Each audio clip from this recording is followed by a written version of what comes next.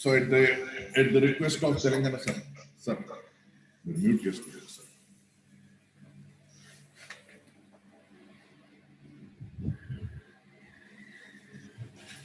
At the request of Telangana Jana Vedika, Dr. Chettedi Krishna Reddy is an economist and he is currently an assistant professor in economics at School of Economics, University of Hyderabad. Dr. Krishna Reddy Chettedi has been awarded Professor M.J. Manohar Rao Young Economist Award for the year 2015 from the Indian Economist Society, New Delhi. Dr. Reddy also received prestigious Professor K.N. Raj Teacher Fellowship 2016, Center for Development Studies, Trivandrum. Dr. Reddy also published several research papers appeared in top-tier international journals such as Energy Journal, International Journal of Finance and Economics, Artha Vijnana Journal of Public Affairs, etc., and in national and international conference proceedings. And two books in his credit, Dr. Reddy is currently a reviewer of for more than 20 research journals and serving as an editorial board member for 9 international journals. He's also a popular writer in leading Telugu newspapers, Eenadu and Sakshi, etc. Actively participating in discussions and debates in TV Telugu newspaper channels, ETV, G News, DD, and V6 on contemporary issues.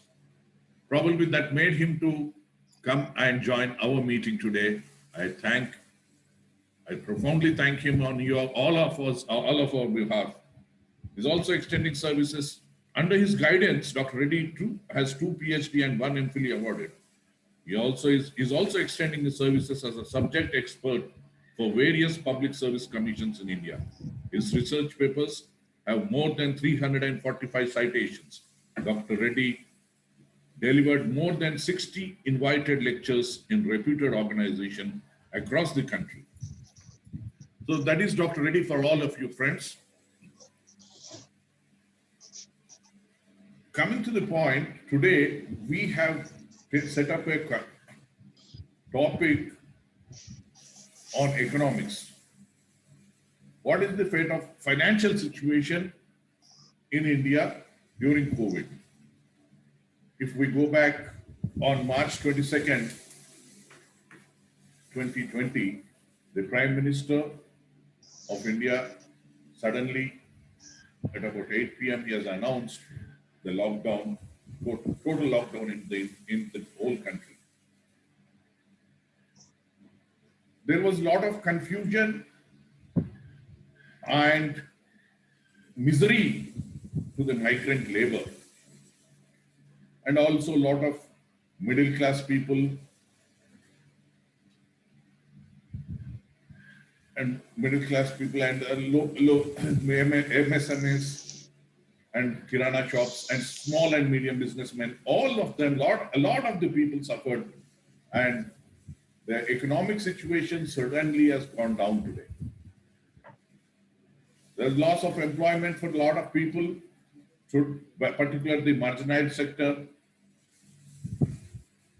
So today we have actually requested Dr. Reddy to give him a deliver a talk on the situation and the future, how it is going to be, how India is going to bounce back in the economic front.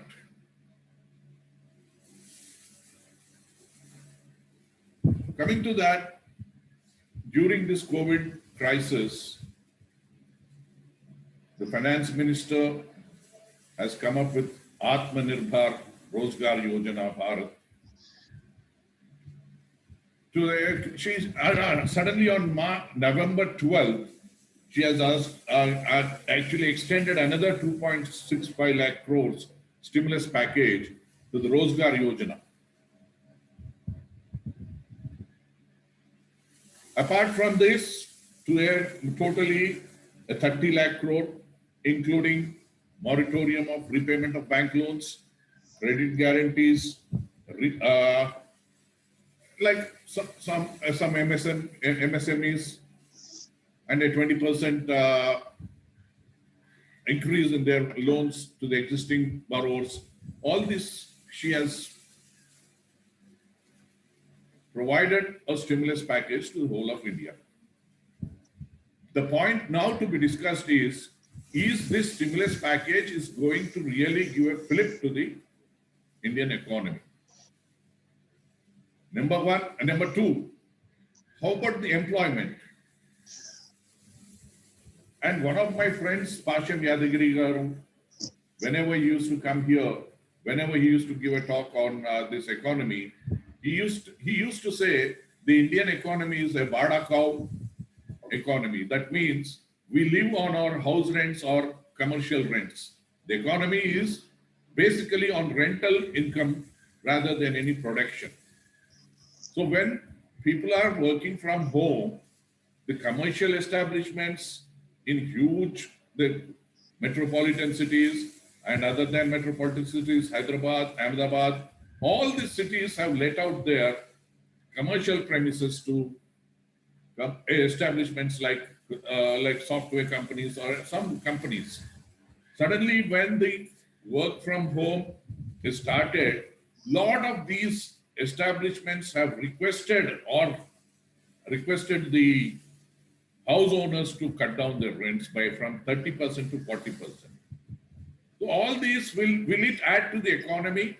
And will this stimulus package is only a package to boost the stock market, or really it is going to help the economy? This is the point to be discussed today. And I think Dr. Reddy, with his vast experience, is going to discuss all these issues. And probably Dr. Reddy will have a lot of time to discuss. There's no time restraint or constraint here. I request Dr. Reddy to speak on the total subject, as there is no time restraint or constraint. And second thing, I request all the participants, if they have any questions, please raise your hand. I will unmute you. You can ask Dr. Reddy after his talk is finished. Thank you so much. I request Dr. Aputota Srinivasulu to moderate this meeting and conduct this meeting. Thank you. Thank you, sir. Thank you. Andarki Swagatam.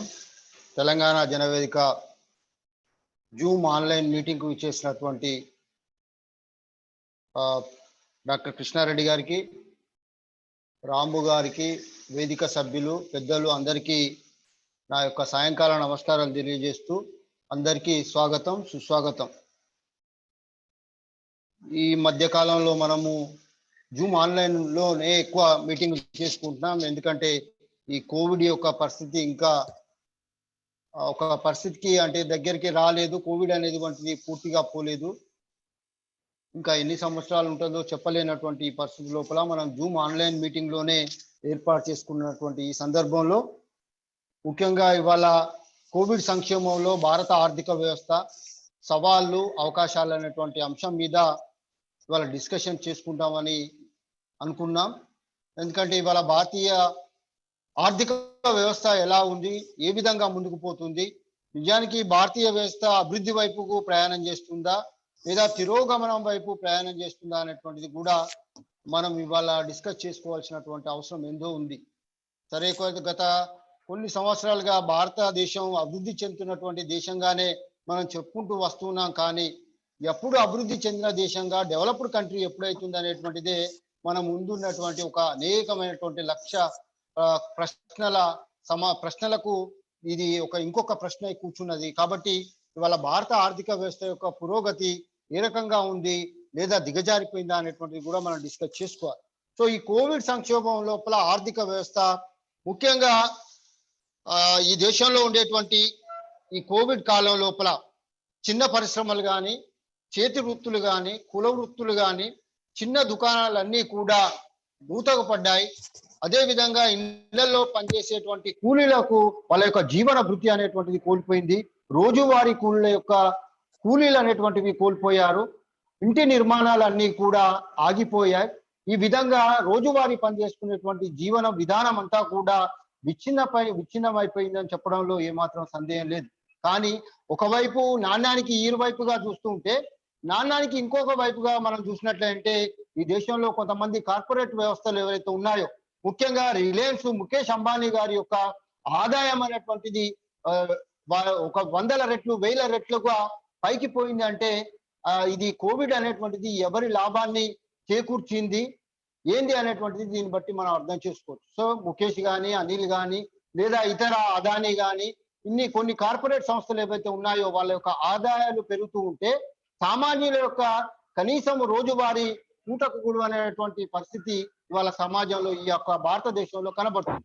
So ఈ Covid అనేటువంటిది ఉన్నత వర్గాల యొక్క ప్రయోజనాలనే కాపాడిందని మనం అనుకుంటూనే ఈ అంశం మీద డాక్టర్ చిట్టేడి కృష్ణారెడ్డి గారు, వారు school of economics university of Hyderabad లో వాళ్ళు అసిస్టెంట్ ప్రొఫెసర్ గా వారు పనిచేస్తున్నారు. వారు ఇంతకుముందే రాము సార్ చెప్పారు, వారు అనేకమైనటువంటి వ్యాసాలు రాశారు. అదేవిధంగా వారు పుస్తకాలు రాశారు. సెమినార్లలో అనేకమైనటువంటి ఈ యొక్క ఇండియన్ ఎకానమీకి సంబంధించినటువంటి అనేక విషయాల మీద వారికి అనేకమైనటువంటి పరిజ్ఞానము ఉంది. కాబట్టి ఆ యొక్క కోవిడ్ సంక్షోభంలో భారత ఆర్థిక వ్యవస్థ సవాళ్లు అవకాశాలు అనేటువంటి అంశం మీద మాట్లాడవలసిందిగా వారిని సాదరంగా ఆహ్వానిస్తున్నాను. డాక్టర్ చిట్టేడి కృష్ణారెడ్డి గారిని మాట్లాడవలసిందిగా వారిని ఆహ్వానిస్తున్నాను. Sir Krishna Reddy sir please. ధన్యవాదాలు సార్. ముఖ్యంగా తెలంగాణ జనవేదికను పరిచయం చేసినటువంటి శ్రీ నగేష్ గారు ఉస్మాన్ యూనివర్సిటీలో ప్రొఫెసర్ గా ఉన్న హెచ్ఆర్టీసీ డైరెక్టర్ గారు, వారు నాకు మీ వేదిక గురించి పరిచయం చేశారు. ఈ కార్యక్రమాలు సమాజంలో ఒక అవగాహన కార్యక్రమాలని ప్రజల్ని చైతన్యపరచడానికి నిత్యం. I would be more happy. Yeah, please. Yeah. So the Professor Nagesh, Sri Nagesh was introduced to me about this Telangana Jana Vedika, and I was also told that regularly you conduct the programs and create an awareness among the society, which I highly appreciate. Telangana Jana Vedika for doing some awareness and intellectual discussions, I think, which is the need of the hour. Why I'm saying is that today most of in the media channels and the print and electronic media, the concentration is on the political strategies and the political analysis, that how the parties are changing and how they are doing. But the main focus should be on the policies. Of course, the people talks and the political framework angle, the even economic policies. But as an independent researchers, how do they look at the kind of policies and what are the pros and cons of such policies? One need to understand which more clearly. So in that context, I think these kind of lectures definitely it's add on to the society, and it'll bring some enlightenment on the various contemporary issues. So I would like to thank the Ravi Garu and Srinivas Garu for inviting me to share my views on today on Indian economy, particularly in the COVID context. So before I go into the COVID situation, I'll discuss how Indian economy even prior to COVID. As we have seen, even independence, since in independence, after the independence, the basic challenges for the country is to provide a basic food and shelter to the citizens of this country. That was the first challenges was there for in front of the independent India. And accordingly, we have devised the policies. We had various planning, the plannings and the allocated focused on the priority wise, the sector wise, whichever is a priority, like agriculture sector, then industrial sector, then the policies were going more on in the control of the government. Okay, because that was the need of the hour, because no private player could provide the food security to the millions of public. So the government adopted a socialistic approach, or during the 1952 till 1990s, the government, most of the sectors were under the government control, and government was the managing various, this kind of schemes. But after 1990s, we all know, many of us know about the situation during the 1990s when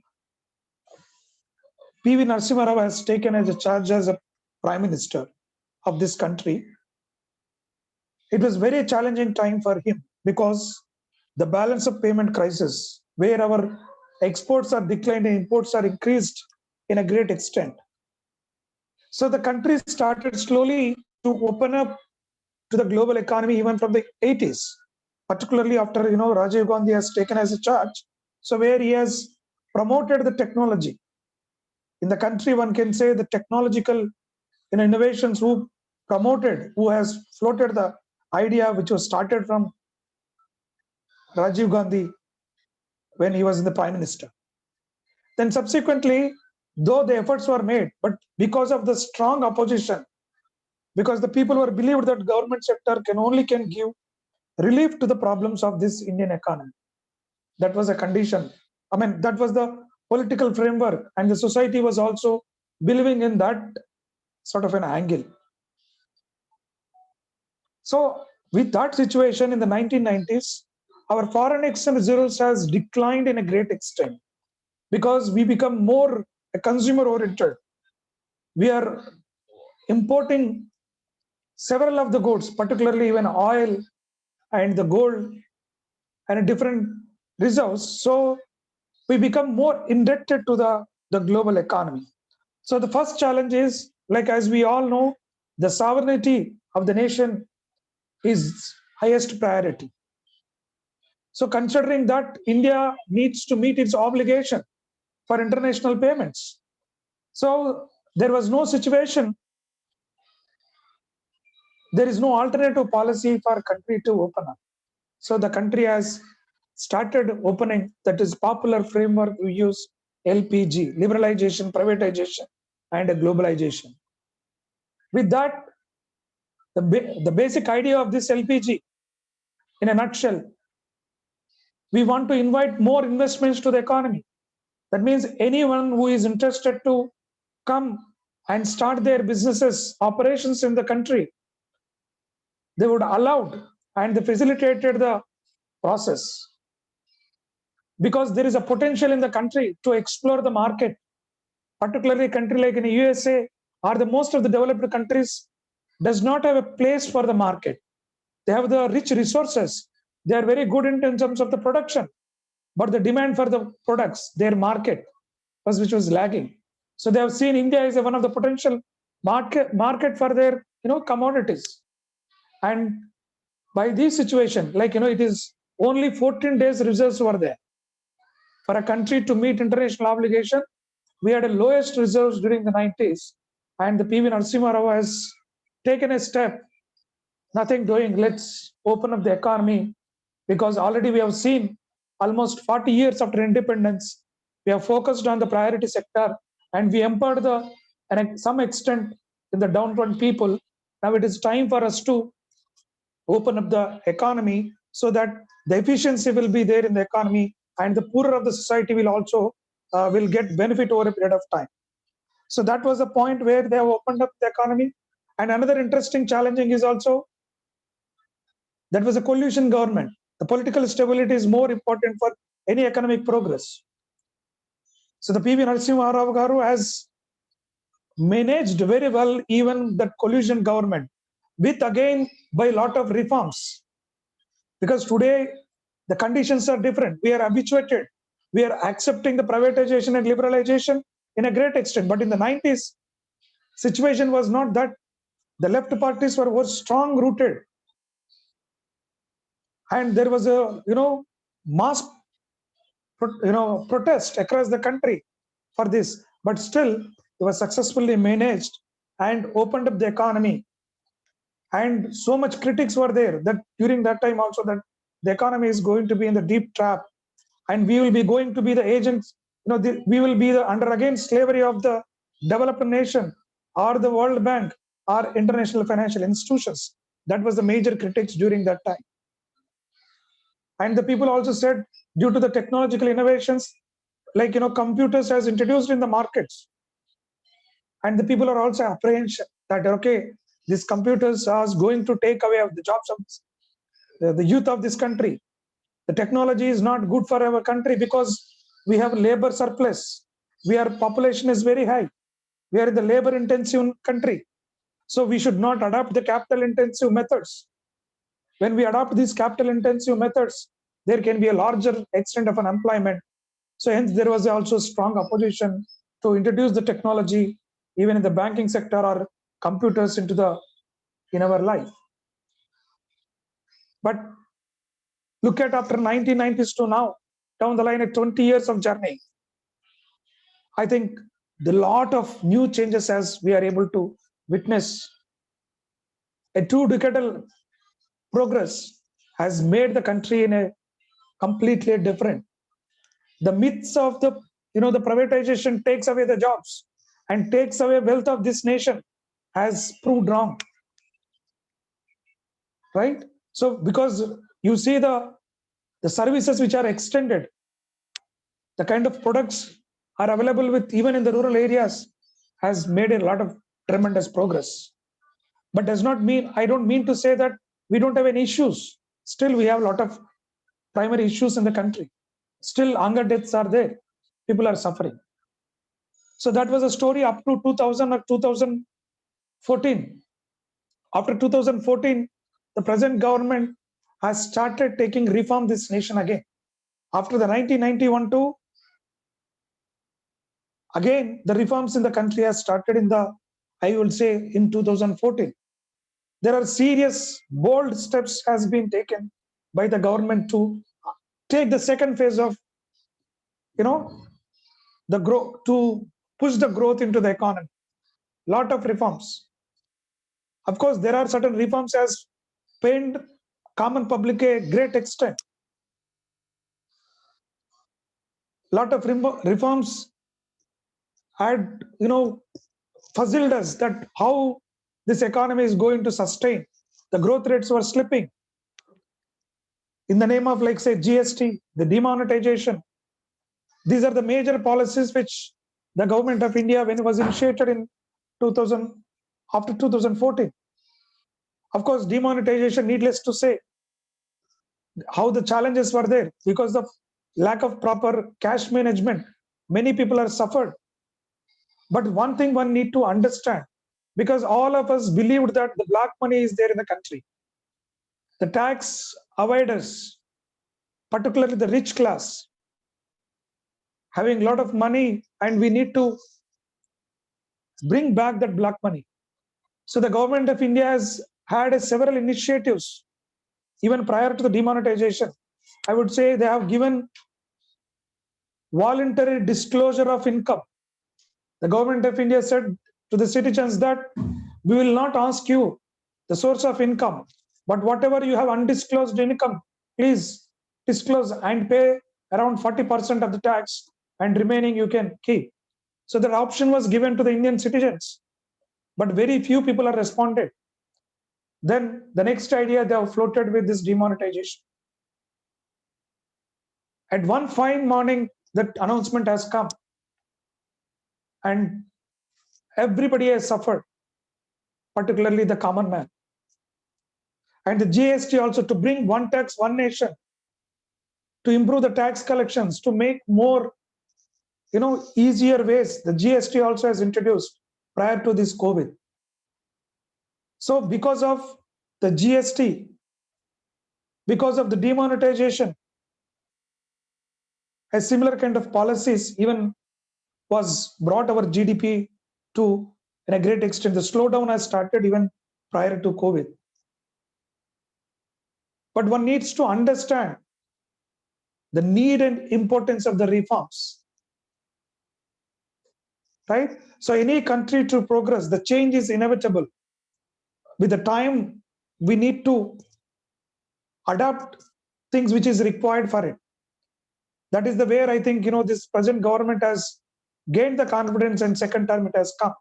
I don't want to discuss the political aspects of it, but I'm trying to say the kind of the policies which has built the confidence among the public is also which we need to recognize and consider it.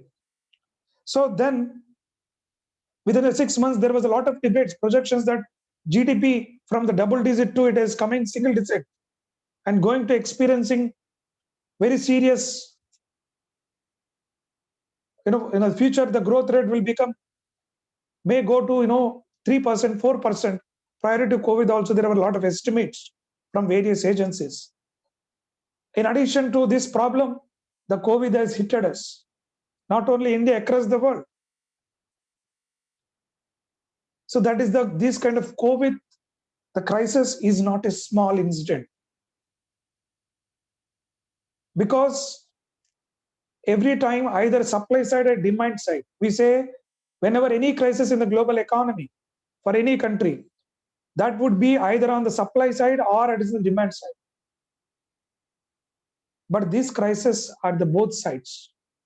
That means there is no production, there is no supply, and also there is no demand from the public. Both has disrupted the Indian economy in a great extent. We have seen even during the COVID-19 time, as our Ravi Garu has said in his introduction, how the migrant workers are suffered, particularly when we have announced a lockdown in the country. The people who are across the country, there was a problem. The people who are being suffered, nobody denies it, because everybody has witnessed in the practical. So there was also some sort of a mismanagement that could have been handled maybe in a much better way. Both in the state and the central could have been coordinated, and facilitated these migrant workers to reach the homes or make a better arrangements at the local places.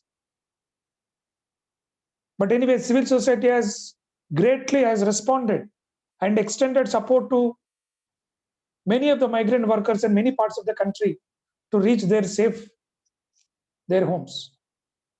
Fine. That is one side of the story. Now, this COVID, as I said, demand and supply both disrupted. That means the production has stopped. We are not in a position to increase. We are not in a position to continue the production because it's a lockdown.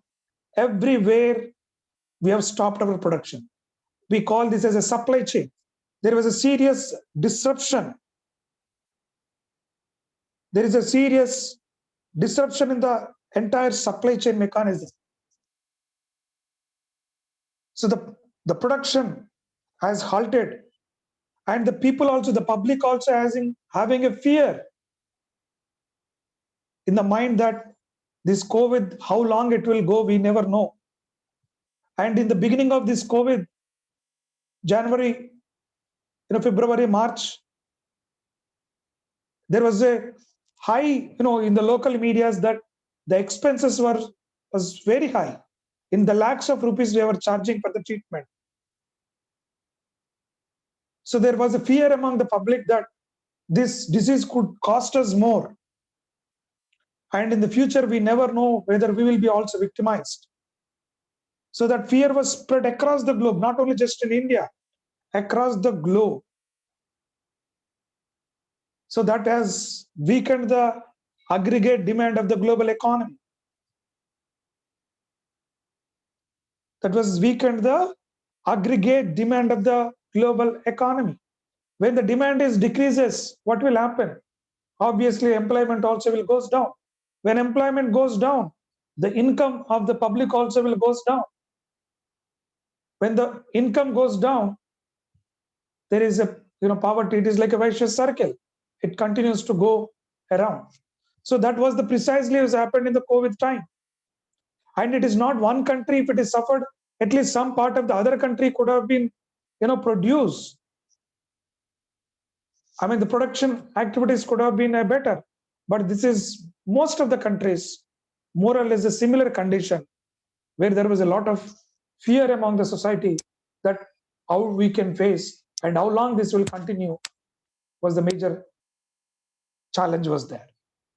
Even my at place University of Hyderabad, we have done a survey with a response to the UGC was asked our university to conduct study on COVID.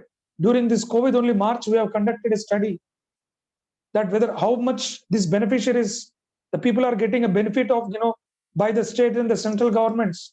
What are their major issues? How they are coping up?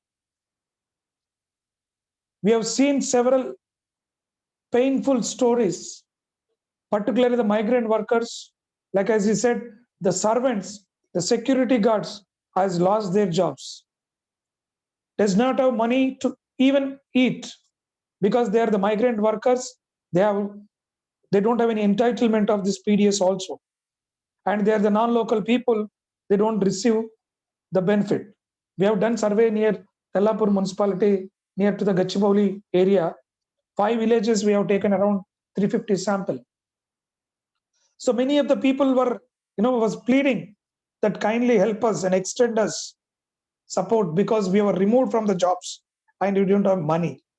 So there was very sad state of affairs which was happened during this COVID times. And we all know this is an act of God, which was nobody can forecast, even countries like in USA. And the management of COVID also had several issues.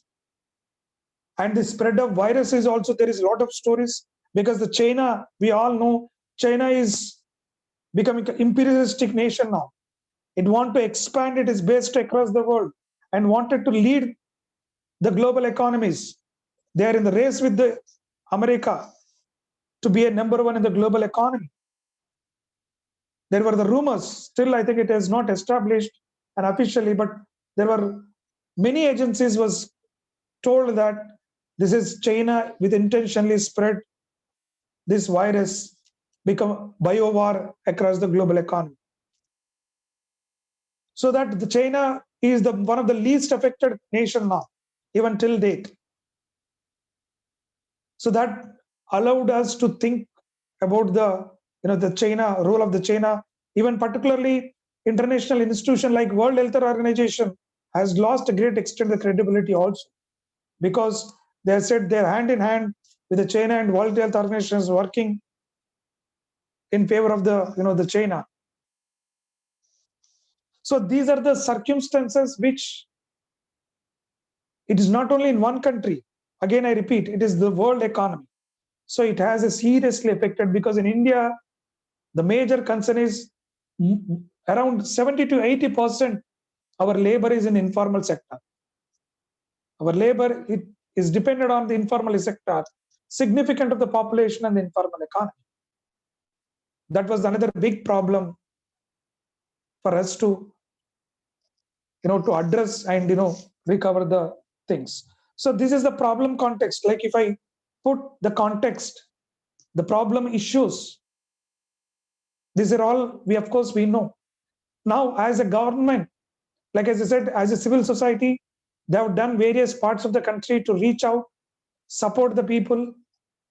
They have done I can highly appreciate the civil society, the way it has responded to address the needy people at there is. Now let's look at the government responses to this economy, particularly how do we revive the economy? Because with the notion of that to bring a qualitative change in the economy, to be a competition in the world, because we are aspiring to be to be considered as a developed nation. We wanted to be in the race of developed nation. Now China is much ahead of us in terms of many parameters. But we are aspiring, we wanted to compete with the China, with Russia and the Brazil, this BRICS known countries which is known for it. So we are aspiring to lead the global economy with that. So certainly we need a lot of reforms in the country. So that is where one indicator we can see now. From 2014, we had in the ease of doing business. What is that ease of doing business? There are major 10 criteria under the ease of doing business. like how much time it may take to get an approval to open up their businesses here, or how much time it will take to acquire a land in India, how much time it may take to resolve if any disputes in the land disputes, how many clearances we need to set up an industry. Likewise, there are major 10 to 12 indicators. Based on that, the country or the states are ranked in the ease of doing business. That means the ease of doing business under these categories, where you are making more friendly with very less restrictions, very minimum restrictions, then they will be a topper in the list. What is an advantage of making that so much investor friendly? Because the investors can come and set up their businesses in India, where we have received also significant capital inflows to the Indian economy. Even the last 2 decades, our inflow size has increased in a bigger way. But now question one may ask, unemployment rate is increasing. For what? Like we are going and aggressively in a privatization with the disinvestment. This disinvestment has started like almost from the 90s to till date. Every government is continuing and decreasing the targets year on year to privatize. And even if you notice, this present government who is in the power in the central has made very clear slogan in the election time. That is minimum government, maximum governance. The slogan was on the minimum government, maximum governance. That itself, it indicates and it tells us that we are going for more privatization. And our job is only to look at overall structure, overall supervision of the how various sectors are progressing. Only a supervision is and guiding the firms is the major concern. That was the slogan. And the justification also was given. I will give you one simple example. The defense of the government. I'm trying to say what was the government point of view to go and aggressively privatization in the last 1 decade. The government claims that India, once upon a time in the 1950s, we are a very poor nation. We had so many social and economical issues. Over a period of time, at a majorly, we were able to overcome those problems and able to stand on our own feet. Right? But now, under this privatization, it is like a family when the child is very small, very young. As a parents, you wanted to protect them. You wanted to guide them. You will tell them which has to be done, which need not to do, what to do, what not to do. We regularly monitor them. But once they grow a certain age, say 20 to 25, and your kids, your children also wanted more freedom to progress, to achieve their growth. So country like in India is also, this says that now we are grown up, though there are challenges, but we are become a major in an extent. We are in the self-reliant in some food, particularly in the food aspect. Hunger deaths are not there in this country now, which was seen in the 60s and 70s. But now the hunger deaths are completely has vanished from the economy. So now we are trying to prosper, trying to progress in a much speedier rate. So they're saying that the Indian economy should be given a freedom, like the young kids we are giving a freedom to grow, and they can take a decision and prosper in their own career. But at the same time, as a parents, we give them freedom, but does not mean that we leave them 100% free. Whenever there is a required, whenever they are moving in a wrong direction, as a parents, you involve, you caution them, take an action against them. you continue to guide and monitor them, right? So in a similarly, the nation also now, they said we will be doing the same job. Our country has progressed and achieved something. Now nation has to move on their own hands, not just from the force of the government. That is where if you look at the present government policy also with the Atmanirbharan package, Atmanirbhar Bharat Abhiyan, when Prime Minister Narendra Modi ji, when he has announced the first package, it is a 20 lakh crore, almost roughly a 10% of India's GDP. And of course, the recent past again, second, third Atmanirbharan package has come. Many people had an apprehension stating that government of India has claimed to be 20 lakh crore money is going to pump into the economy to save the public, provide them immediate relief. But many expressed dissatisfaction that I have not received a single rupee. Where this 20 lakhs crore went was also one of the major confusion was there among the public. I would like to remind all learned people who are in the now attending this session. Look at our country. We have been giving the welfare schemes. In the name of welfare, we are introduced several poverty elevation programs, many unemployment program schemes to provide employment. But poverty has still a great extent it is there in our country. Many parts of the village, even till date, now significantly it has reduced, but still there are places where does not have a proper road and electricity, and does not know what our modern life it is also, many of the households. Why it is happening then? Because the crores of money is allocated. If you look at poverty elevation schemes, since independence to now, every government, irrespective of the political parties, they talk about the poverty.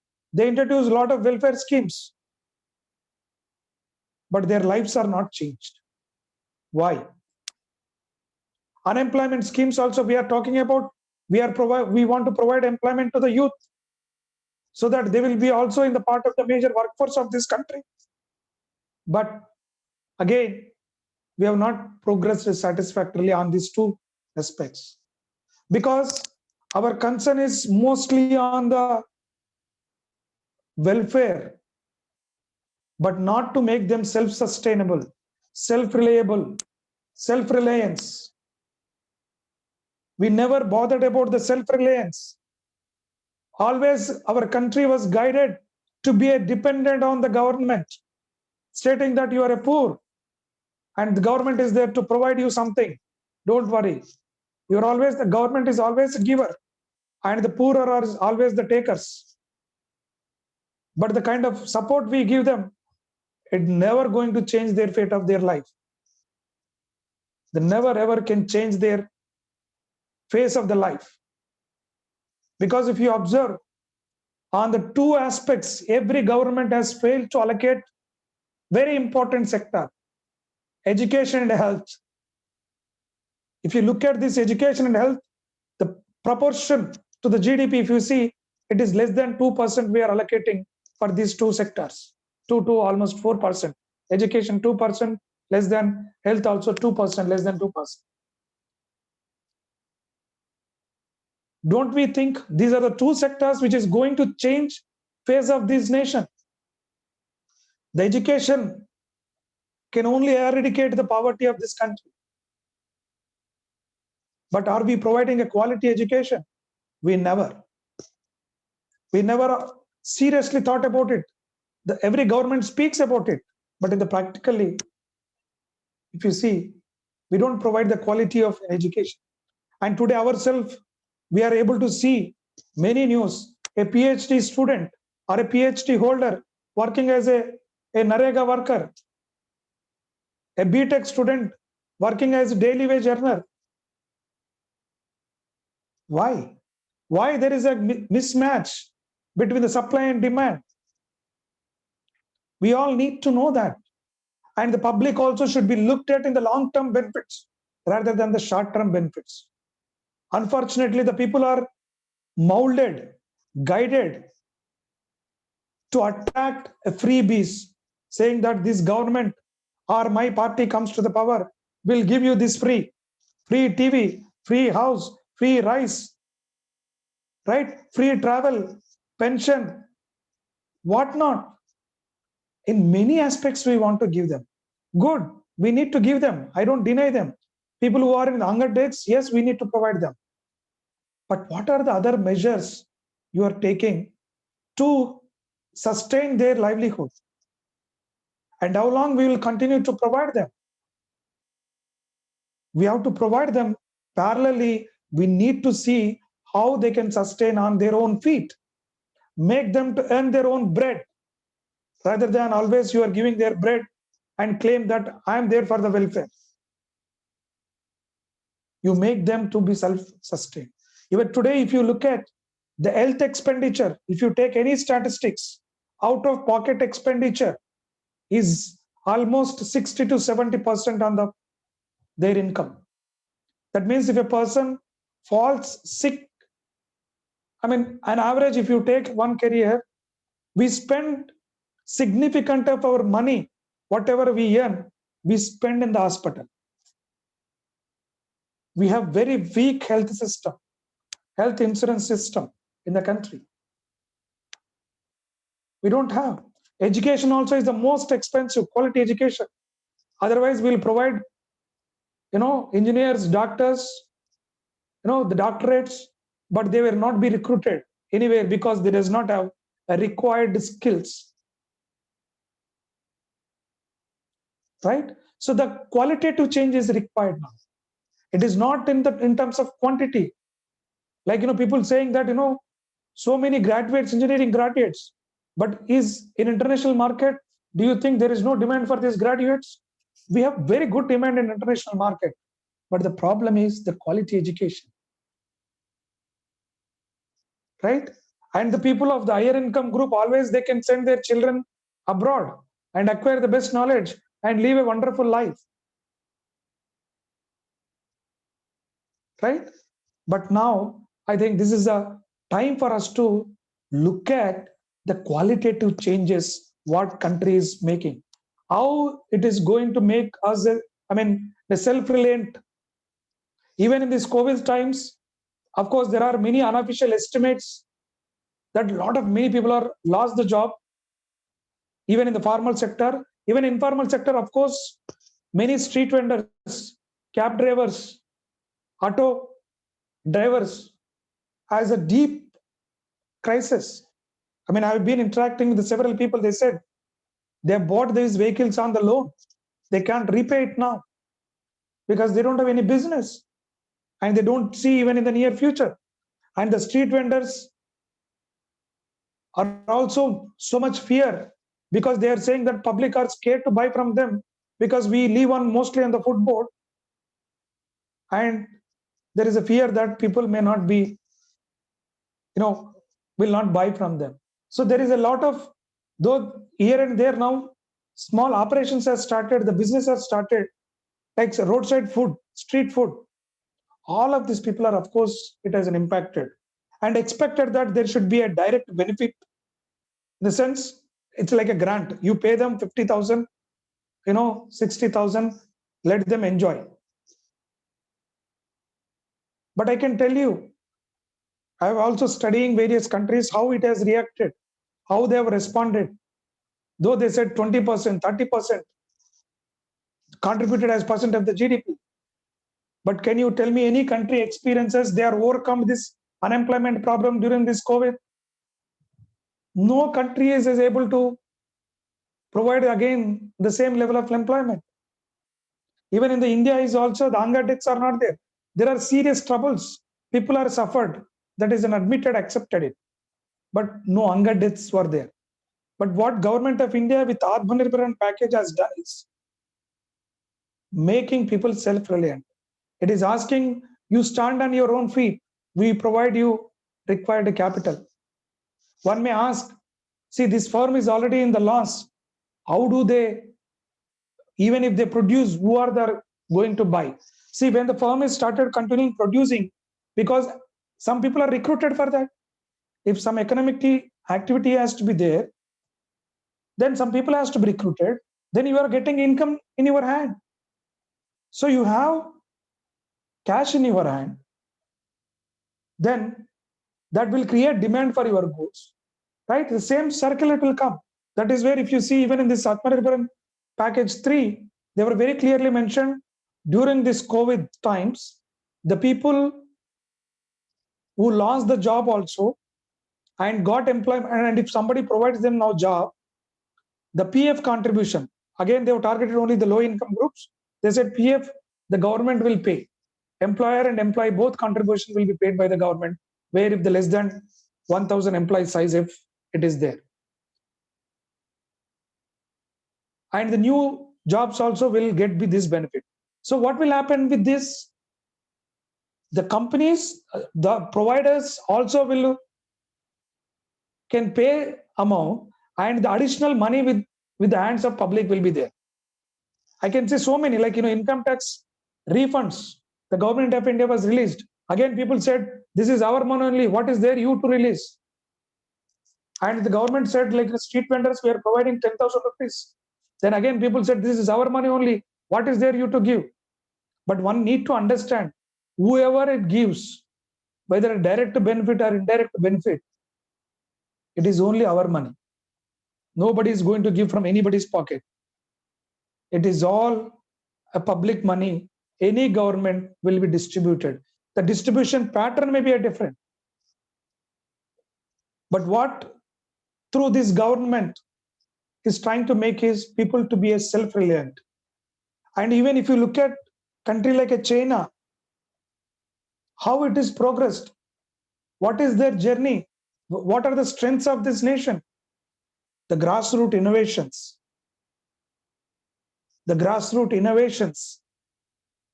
Today, unfortunately, an engineering graduate in our country will not be able to prepare any small app. They can't develop it. But now it is time for us to improve our skills. All of us need to work time-bound approach, output based. It is no more the lazy, or people take for the granted, okay, some 2 people will work and remaining 8 people will go on free of cost. No, it is making people to work.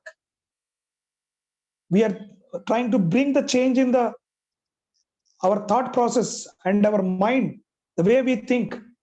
Employment means we only think of working in some company, working in under somebody. You are willing to take a salary rather than an entrepreneur. If that is a culture, if you will promote, then how do we have an innovations, right? So this government of India is promoting, even there is COVID times. I have observed all the countries only has looked at in the temporary relief. But in the government of India, even in these COVID times, they have reformed the economy by way of giving very innovatively the money was distributed. Like MSME sector, the micro and small enterprises who are also mostly worst affected, many of the startup companies, and their already loans are under the NPA. Already whatever they borrowed from the bank, they turn to be NPAs. So the fresh loans the companies cannot borrow. What they have done is, the government of India has given a assurance. The guarantee was provided by the government of India. Ask the banks to pay the loan, give the loans to this MSME sector, so that MSME sector will have an additional capital to start the business, right? So the major appeal is, it is time for in India to work, because as we all know, the India, we have all youth The youth power is our strength today. The working population is a strength for us. The majority of the population, the age group is a working age, that is 25 to 40. So that shows the strength of this nation. If we don't utilize it, we don't transfer those young population strength into innovations and the reforms, then country can lag. The country will not be progressing, because the China is already from youth population to they are moving on to the aging population. In coming days, China will have the dependency population would be more, working population would be less. But whereas in India, we'll have more working population. So now we need to take an advantage of that, and we need to upgrade our skills. Right? So that is the reason now, if you see, even the government of India has brought new education policy. It is trying to reform the entire education, whatever we are learning, because it is a Lord Macaulay during the independence time. Those books, textbooks, and the idea of an evaluation, till date we are continuing. We have not made any efforts to make changes structurally the syllabus. So today that efforts has been made to bring a qualitative change, skill-based education. But again, it is mostly on the self-financing, self-motivation. Of course, see, one may argue, but the poorer are not becoming rich. But the people, common people, are suffering more. And India, crony capitalists also increasing. That is very much important. Like his inaugural points, our speaker has told also, Anil Ambani, Mukesh Ambani, Adani, they become so much rich. How and why? The crisis made them. They have converted the crisis into an opportunity, because there is those kind of services are becoming essential for us. And being a larger players, they have done. So now government also, one thing they need to do is, I used to propose every time is this: the wealth tax has to be introduced again in the country. Unfortunately, the wealth tax has abolished. The wealth tax, if we can impose on our country only on 1,000 people, top income group of 1,000 people, 1,000 people, if we impose 4% tax on their income, we can get 1 year GDP of our country. Whatever Atmanirbhar package they were contributed, they can get only from 1,000 people from this nation. Only 1,000 people, if we can impose a super rich tax, where we can have sufficient funds also to manage. But of course, we all know the political and economic dynamics, they are not in a positions to do it. But if they, I think that is a need of the hour, because along with, we are prioritizing, we want to increase, and we are asking the common man also to think innovatively, take a loan, start your own business. That is where we are saying Startup India. Think innovatively, connect your business into the, to the outside the country, within the country, through major in a digital platform. But at the same time, like same China is also same, inequality is so high. Income inequality is very high even in the China. India is also nowhere an exemptions to it. India also, our income inequality is growing year after year. This is we call as a crony capitalists. This 1,000 people we say, these are the crony capitalists. I think one can think of it one-time tax, or as a COVID tax one can call, and collect at least. This is the right time to take some part of the money from those people and spend on this rural and the youth, so that we may progress even much better. So that anyway, this present government has to think and provide an employment to the citizens by exploiting these resources, so that the gap also can be reduced. Now today, even I would touch upon another important reform which in India is taking an advantage is opening up our agriculture sector to also to the private players. Many people have an apprehensions. I mean, today also, in the DD channel, the discussion was there 1 hour. The discussion on this agriculture bills.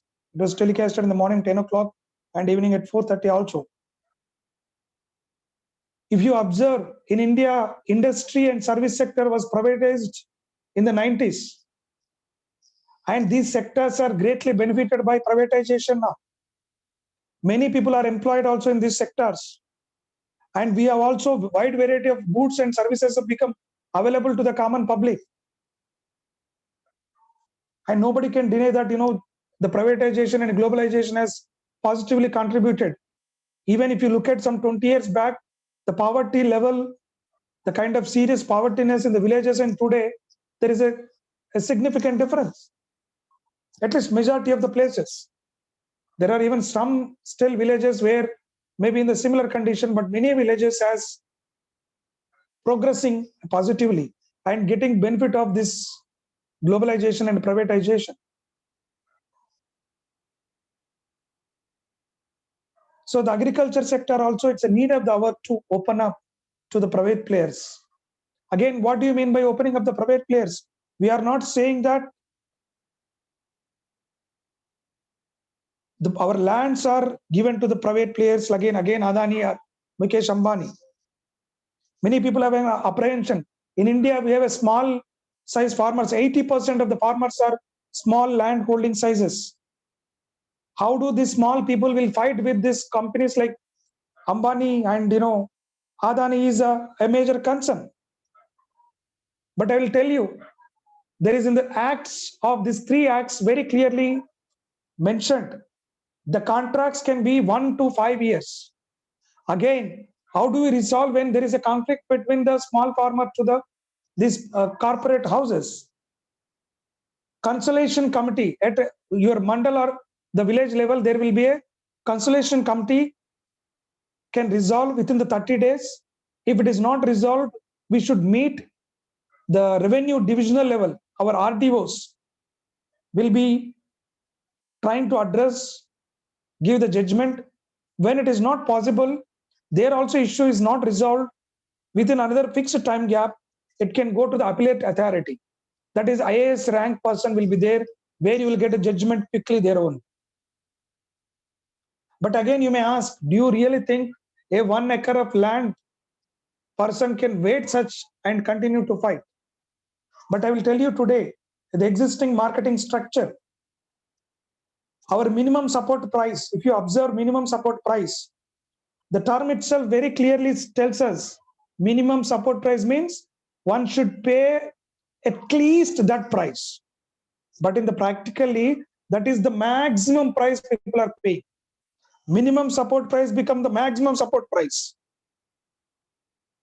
And the middlemen or the brokerages, they buy less than this MSP from the farmer and sell it in the market. Actually, the informal economy, whatever they are selling, it is illegal. As per the current act, only the recognized markets, agriculture markets, only we have to sell it. And the people has to buy there. But we all know 70 to 80% all in informal markets are only sold. That is a cheating exploited by this marketing and agencies. Okay, assuming that, okay, this FCIs are the marketing also doing well. They are doing reasonably good work. But whenever the rain, we have seen, whenever there is a rain, they don't have minimum storage facilities. Though there is a namesake, there will be a market, but in the market, we don't have any proper go down to store my, whatever I produce. It is a paddy or cotton. The go down systems are so weak. If rain comes, entire my paddy will go off. And the farmers who go to the market does not have minimum facilities to stay there. So there is very, very insufficient infrastructure in the marketing places. All these 70 years, what happened? Why we could not build the proper infrastructure, cold storage facilities, proper go downs? because it is under the public sector.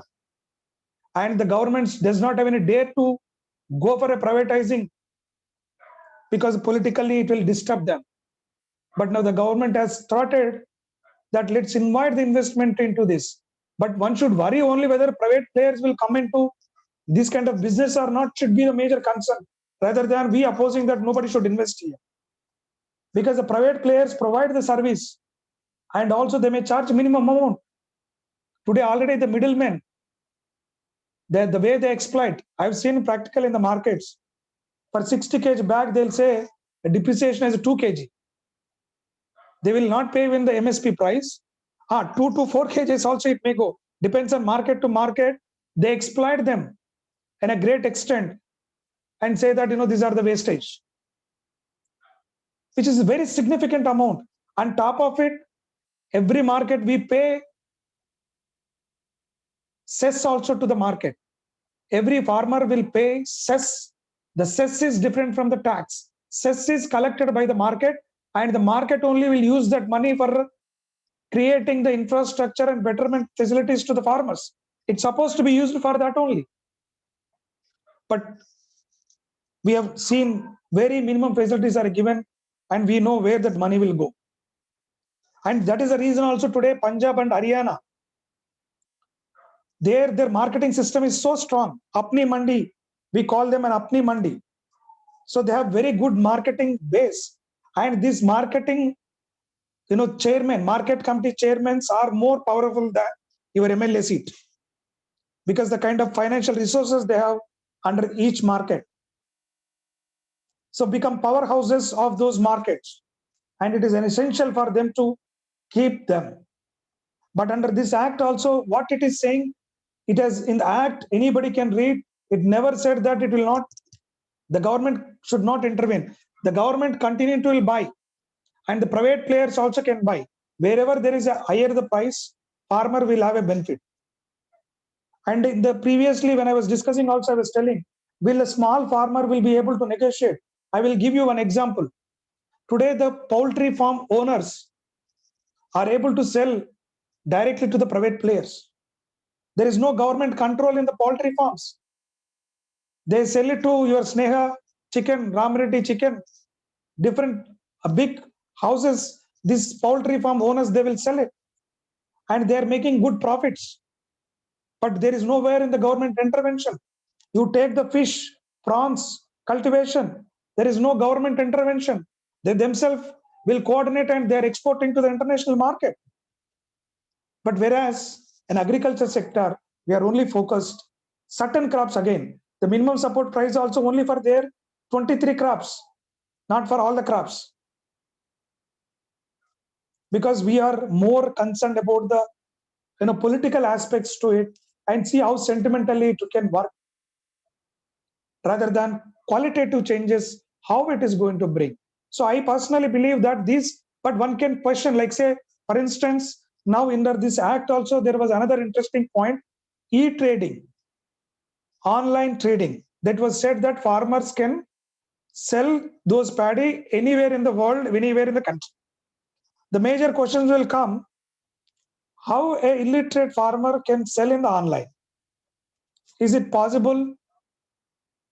It is not.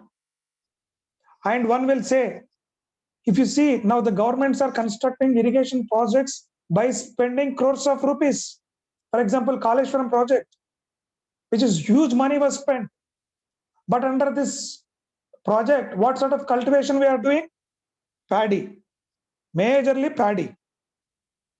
And today, if you look at, more than 80,000 tons of the food grains are storing in our FCIs. But what is important, we also need to understand, the taste and preference of the public has changed now. People know, many people started stopping or reduced a great extent eating of rice because of the health conscious. The millets are become very popular now. So the crop diversification is important. People are willing to eat more fruits, more vegetables, and millets. So don't we think we need to diversify our crop? Even the state of Telangana, that is what Honorable Chief Minister was mentioning. that Niyantrita Vyavasayam, controlled in agriculture. That means you have diversified the crop, whatever the market requirements are there. Because agriculture also should be seen as one of the industry. Agriculture should be seen as an industry. Whatever we produce, we will produce based on the demand. We have to produce based on the market demands and requirements. It's not that whatever farmer produces, the government has to buy and we dump it in somewhere. There is no economics in that arguments. So we need to educate the farmers today. I would argue in that way, you appoint agriculture office in every village. Today, agriculture officer will be there in each mandal one, or taluka one agriculture officer. How do we expect this agriculture officer to go to every village and advise all the farmers to what sort of crop they can do? It's a heavy burden for the agriculture officer. So appoint more number of agriculture officers in the village. If you want to empower them, train them, educate them. See, today, the mobile phones, if you see the digitally, many people in the villages I have seen, uneducated people can watch TikTok. Your online, so many videos they'll watch. They can operate the, your mobile because there is an entertainment and we are able to learn and do it. It is time for us to educate farmers to learn, adopt the new technology. It is a time for us to encourage the farmers to adopt the technology. Let them learn. This agriculture officer should train the farmer how they can connect online, sell it, and get it. Because in the 60s and 70s, those government major challenges, the lack of proper roads, lack of communication system. That was a major limitation in the 60s, 70s, and up to 80s. But today our transportation system has great extent has developed. Communication system has developed. Information is so quickly is reaching. There is no information asymmetry. Then it is time for us to educate the farmers. Like even we have seen in Telangana particularly, people are grown apples. Apples, the cultivation of apples, the same farmer was gifted to the chief minister. So that means there is a potential to explore and provide the confidence training to the farmers on a grassroots so that they can sustain on their own. In the long run, they will make their own livelihood. Your support may not be required. The agrarian crisis may go. So these are the challenges which we have seen and we are addressing. One may think of all these acts, how we are connecting to this COVID. The COVID also, there is a lesson again. That is where we are saying, don't look for an employment. You become employer. You should be in a position to provide an employment to somebody.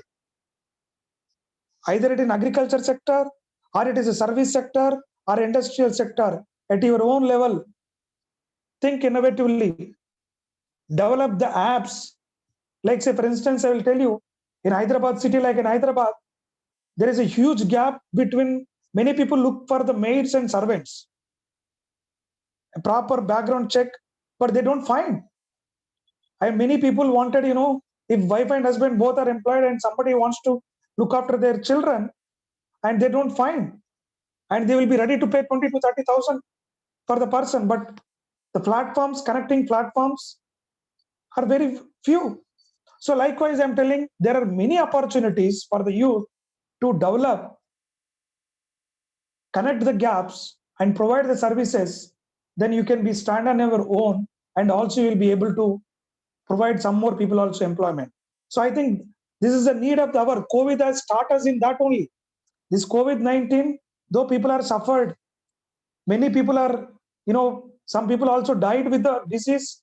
Some people with, the distress also, people are committed suicide. Many private teachers now, there is not a, salaries, they also are suffering now. I'm not saying that the people are not suffering. But what I'm saying, there is also an opportunities. Today, for example, if the teachers can explore online, there are plenty of online tuitions, online lectures. Your target is not only Indian students. You can teach across the world if you have a subject and if you are willing to learn and explore. So we need to look for such kind of new opportunities. And today in India, that is where even our honorable Prime Minister has said, India had the strength of high demand, diversity. The demand, the diversity, demography. That means we have the population, and also there is a diversity, and there is also demand. But the only thing is we have to channelize them, which everybody can utilize those services, so that the economy will also progress and the public also life will go. So the message from the COVID time for us, all of us, is don't look for the government jobs or even the private jobs. You start become an entrepreneur, and the government is telling we will finance you through the various schemes like a Mudra. There is a Mudra schemes and Skill India initiatives. I have seen in my own university, the security people, our university having a private security system. One fellow from Bihar, I was just interacting with him. I asked, you all the way, why did you came from Bihar? And how do you know that there is a requirement here? The person told me he was trained under this Deen Dayal skill centers in Bihar. And they told that there is an opportunity in Hyderabad. And they told you can go.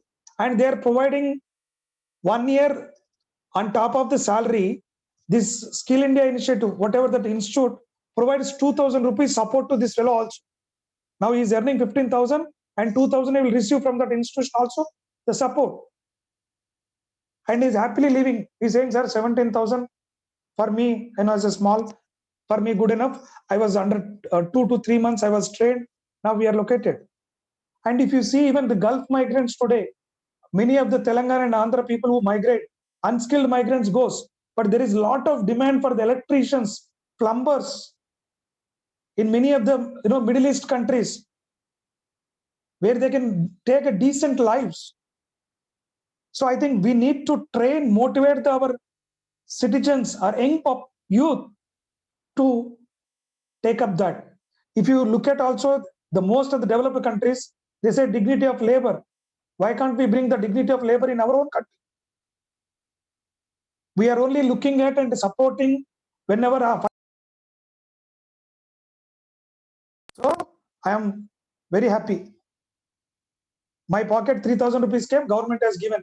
If does not receive me, then I will blame the government. But vegetables will pay more. Inflation would be very high.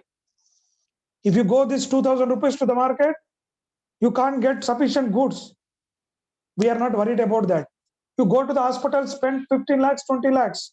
You will not be paying for that. But what we are happy is 2,000 rupees government is giving. I am saying not only the state or central, any government. It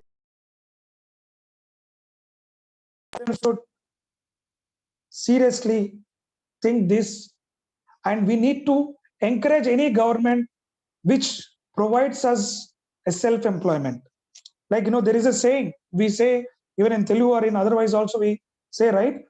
People should teach how to catch the fish. We should train people how to catch the fish, not you catch and give the fish. How long you will give the fish? Now what we are doing last 70 years in the country, we are catching the fish and giving the public, you eat, sleep. And we are never making them to learn how to catch the fish. So now this government is trying to make the citizens to work. If you don't have money, you take the money, create again additional money. Even the world is also teaching in that way. Many countries' experience is also showing the same thing. We are borrowing the money and we are creating new asset and we'll provide an employment. Okay, so the point one need to understand, this Atmanirbharan package is also to the MSME sector. Like even if we notice, the NREGA allocations were increased during this COVID time. 40,000 crores additional money was pumped to provide employment into the rural areas, so the people can work in their hometown. And the ration card also, one nation, one ration card. So the ration card portability is there. Anywhere one can access the ration cards now.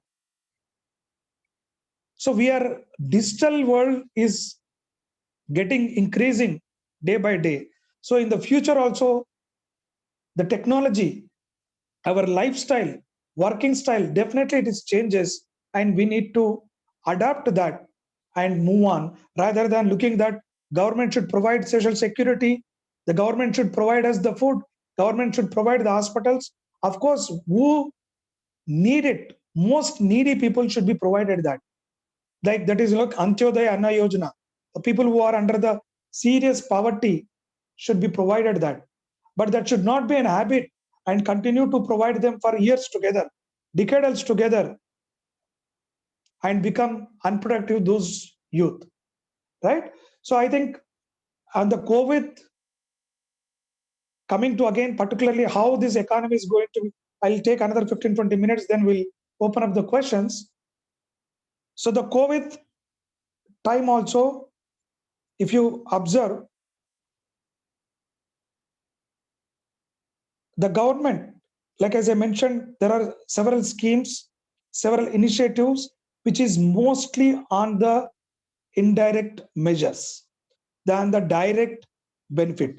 The direct benefit also, they have given some 1,500 rupees to the people who are, having this Jan Dhan accounts. It was accredited, and also supported some sort of food grains also through the PDS system, which was distributed,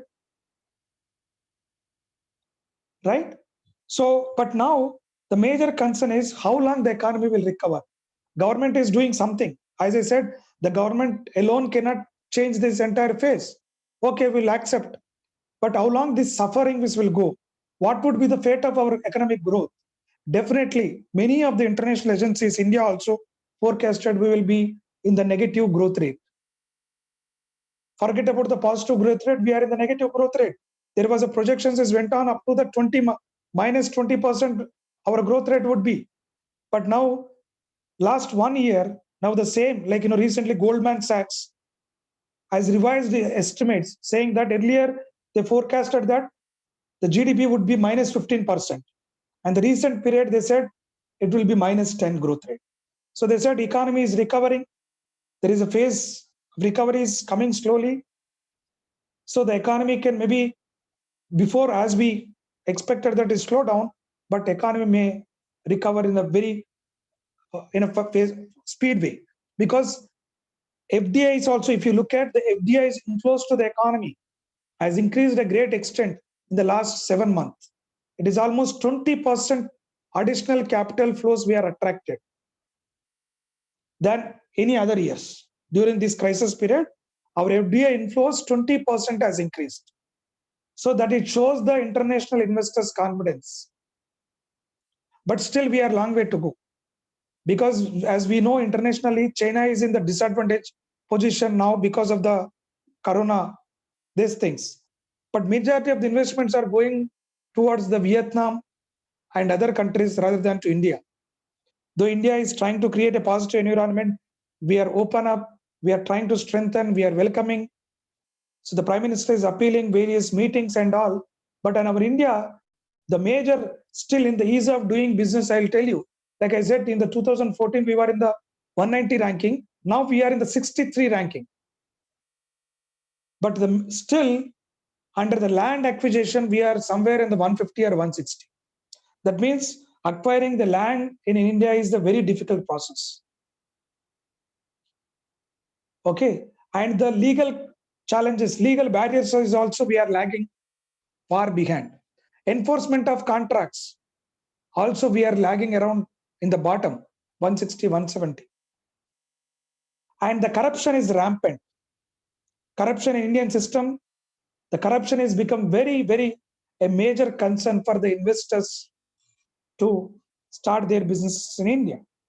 Though there is optimistic about our future, but still Indian government has to bring these judicial reforms, because judicial reforms is the need of the hour now, because they have attempted several factors, but I think judicial reforms also high time to bring. And this corruption also, which has to be reduced by increasing the punishments or by building moral values in the society, so that in the future where we may attract more investments, when we attract more investments, it can create more employment in the, you know, in this situation. So that is where I would see the challenging part is the government has to focus on these aspects. Like when I said challenging is they need to impose a tax on the super rich people, that is top 1,000 people who are there, because we can get a lot of money for the various welfare programs. Number two, on these various legal, judicial, labor reforms and the corruption, if you can facilitate and enforcement of the contracts and acquiring the land, if we can more smooth way, if we do, where the economy can, progress much better, and where these are the areas which there is a scope to improve. And the opportunities now again, like as I mentioned today, India has become another favorite destination for the major international investors, because as I said, they have good market, and the hardworking people, and the skill sets also is increasing. So that is also major strength. And the China is having a negative feel factor. Even country like Japan has given special package for the Japanese companies who want to shift their base from China to other countries. They announced a special package, Japan and many other countries, because they wanted to move from China to any other countries. So if India can take an opportunity to reform and invite those investments, definitely we would see the tremendous growth even down the line. Maybe in 2 to 3 years time, Indian economy we can recover, and move on to the a positive growth rates. Maybe within 1 year we may reach our old growth rate, but down the line 2 to 3 years, I would see that the economy would be in the right track, because of various policy measures are implemented, and these are in the long term in nature. The results would be seen very the slowly, right? So that's the opportunities and challenges during this COVID times. And for a common citizens also, we need to encourage people to take up the self-employment, think innovatively, and get self-employed, so that the nation also will progress accordingly. So with that, again, I'll conclude now, and I would, if there are any questions, all observations also welcome, or any comments, I would be more happy, and we agree with me certain views which I shared, but only I would request audience to, we should not brand people when we appreciate certain things. In Indian media, Indian academia, the major problem, if we appreciate, they will say, oh, this fellow is a right wing. You criticize, this fellow is a left wing. So that become, identifying people become is a major concern. That is where we are not able to identify pros and cons and bring some certain constructive, suggestions to the government and policymakers. So I think openly look at in that way and ask me any questions, and I'll try to, take, and I can also learn from you if anything I have to take also. Once again, I thank you for Telangana Jana Vedika for doing this kind of innovative lecture series to bring awareness among the public. Thank you, one and all. Thank you doctor Chittedi Krishna Reddy garu. Sir. Covid సంక్షోభంలో భారత ఆర్థిక వ్యవస్థ సవాళ్లు అవకాశాలు అనే అంశం పైన సుమారుగా 1:20 సమయం పాటు డాక్టర్ చిట్టేడి కృష్ణారెడ్డి గారు చాలా అద్భుతమైనటువంటి వారి యొక్క లెక్చర్ లోపల ఈ దేశంలో 1947 సంవత్సరం నుండి మొదలుకుంటే నేటి ఆర్థిక సంక్షోభం, ఈ కోవిడ్ సమయం వరకు జరుగుతున్నటువంటి పరిణామాలను చాలా స్పష్టంగా మన కళ్ళము కట్టినట్టుగా వారు వివరించారు. ప్రధానంగా 1947 సంవత్సరం లోపల దేశం లోపల ఆహారము, నివాసం కోసం ఆనాడు ప్రభుత్వాలు కృషి చేస్తే 52 తర్వాత సామ్యవాద సూత్రాలను దానికోసం అమలు చేస్తూ వస్తున్నటువంటి విషయాన్ని చాలా స్పష్టంగా కృష్ణారెడ్డి గారు చెప్పారు. ముఖ్యంగా 1991 తర్వాత, అంటే పివి నరసింహారావు గారు ప్రధానిగా ఉన్న సమయం లోపల ఎల్పిజి లిబరలైజేషన్, గ్లోబలైజేషన్, ప్రైవేటైజేషన్ పాలసీని తీసుకొని ఈ దేశం యొక్క ఆర్థిక వ్యవస్థను ముందుకు పోవడానికి నాడు ప్రధాని అయినటువంటి పివి నరసింహారావు గారు ఎంతో కృషి చేశారనేటువంటి విషయాన్ని చెప్తూనే ప్రస్తుత ప్రభుత్వము ముఖ్యంగా ప్రధానంగా జిఎస్టీని కానీ పెద్ద నోట్ల రద్దు వంటి విషయాలను ప్రభుత్వం తీసుకుంది. వన్ ట్యాక్స్ వన్ నేషన్ అనేటువంటిది కూడా తీసుకుంది అనేటువంటి విషయాన్ని వారు గుర్తు చేస్తూనే నేటి ప్రభుత్వం యొక్క లక్ష్యం ఏంటంటే మినిమం గవర్నమెంట్ మాక్సిమం గవర్నెన్స్ అనేటువంటి ఒక పదాన్ని వారు యూజ్ చేస్తారు.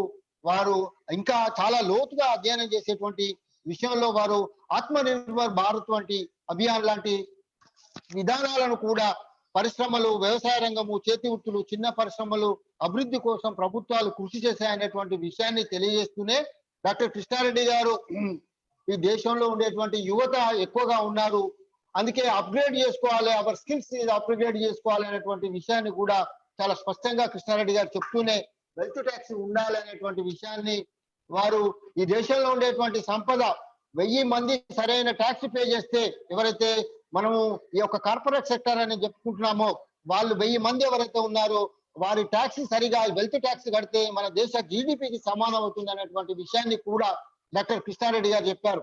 అదే విధంగా ఈ దేశంలో ఉండేటువంటి కేవలం 23 పంటలకు మాత్రమే ప్రభుత్వం ఎంఎస్పి అనేటువంటిది ఇస్తుంది, కానీ తతిమ పంటలకు ఏమైతుంది అనేటువంటి విషయాన్ని కూడా వారు తెలియజేస్తూనే ఈ ట్రేడింగ్ అనేటువంటిది కొత్తగా ఈ మధ్య కాలంలో వచ్చేసింది, కానీ వ్యవసాయదారులకు యొక్క రైతులకు దీని గురించి ఐడియా లేదు కాబట్టి మనలాంటి వారు వాళ్ళకి ఈ యొక్క టెక్నాలజీ గురించి వ్యవసాయ రంగానికి రైతులకు చెప్పవలసినటువంటి అవసరం ఉంది అనేటువంటిది చెప్పుకుంటూనే నేడు ఈ కోవిడ్ సమయం లోపల ప్రభుత్వ ఉద్యోగాల గురించి ఎదురు చూడొద్దు, కానీ ముద్రా లోన్స్ వాటిని ఇలాంటి వాటిని ఉపయోగించుకుంటూ ఈ యొక్క వాళ్ళ యొక్క స్కిల్స్ ను డెవలప్ చేసుకుంటూ ఉపాధి అవకాశాలను పొందాలనేటువంటి విషయాన్ని చెప్తూనే ఒక ప్రధానమైన విషయం చేపలు పట్టివ్వడం కాదు, చేపడం పట్టడం నేర్పాలి, దాంతోనే అభివృద్ధి సాధించగలుగుతుంది అనేటువంటి విషయాన్ని డాక్టర్ చిట్టేడి కృష్ణారెడ్డి గారు తెలియజెప్పారు. వారికి మా తెలంగాణ జనవేదిక తరఫున ప్రత్యేకమైనటువంటి ధన్యవాదాలు సార్. ఇప్పుడు కన్వీనర్ గారు రాము గారు మాట్లాడతారు. వారు క్వశ్చన్స్ మిమ్మల్ని అడుగుతారు sir. Ramu sir please. At the outset, as a young professor in economics, I can understand your agony, how the economy is failing. But I have a few questions about the 3 agricultural bills you have raised. One is, in a corrupt system, how do you expect quick judgments? And how do you expect a small marginal farmer running from pillar to post? That is one. MSP, you said MSP is a bad thing. You did not say that, but in a way you have quoted that. MSP in a situation when all the corporates become a cartel and a farmer who has produced a farm product, let us assume there is a huge necessity for him of cash. When there is no MSP, whatever the rate the cartel asks, the farmer will be forced to sell this product for the cash. How do you address that? Third thing, you were talking about infrastructure, for not having infrastructure in cold storages and all those things. In your talk, long talk, you said there is no proper infrastructure for education and medical facilities. That is the need of the hour today. In a huge demography like India, what we need is proper education and proper medical facilities. So, the governments should infrastructure, they should infuse funds to develop infrastructure in education and medical facilities. And governments already, FCI is having lot of storage capacity as far as my knowledge goes. I'm sorry, I may be wrong also. Third thing, you have said that Chief Minister, the Niyantruta agriculture is a very good scheme. But one thing you should understand, the Chief Minister here thinks something and he tells something.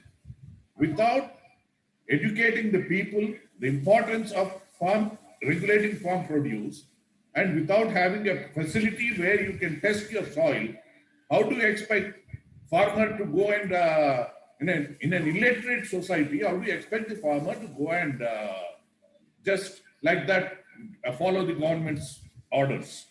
That is a very bad thing the chief minister has done, and we are seeing now the sun outlook and the maize thing. A lot of people are suffering.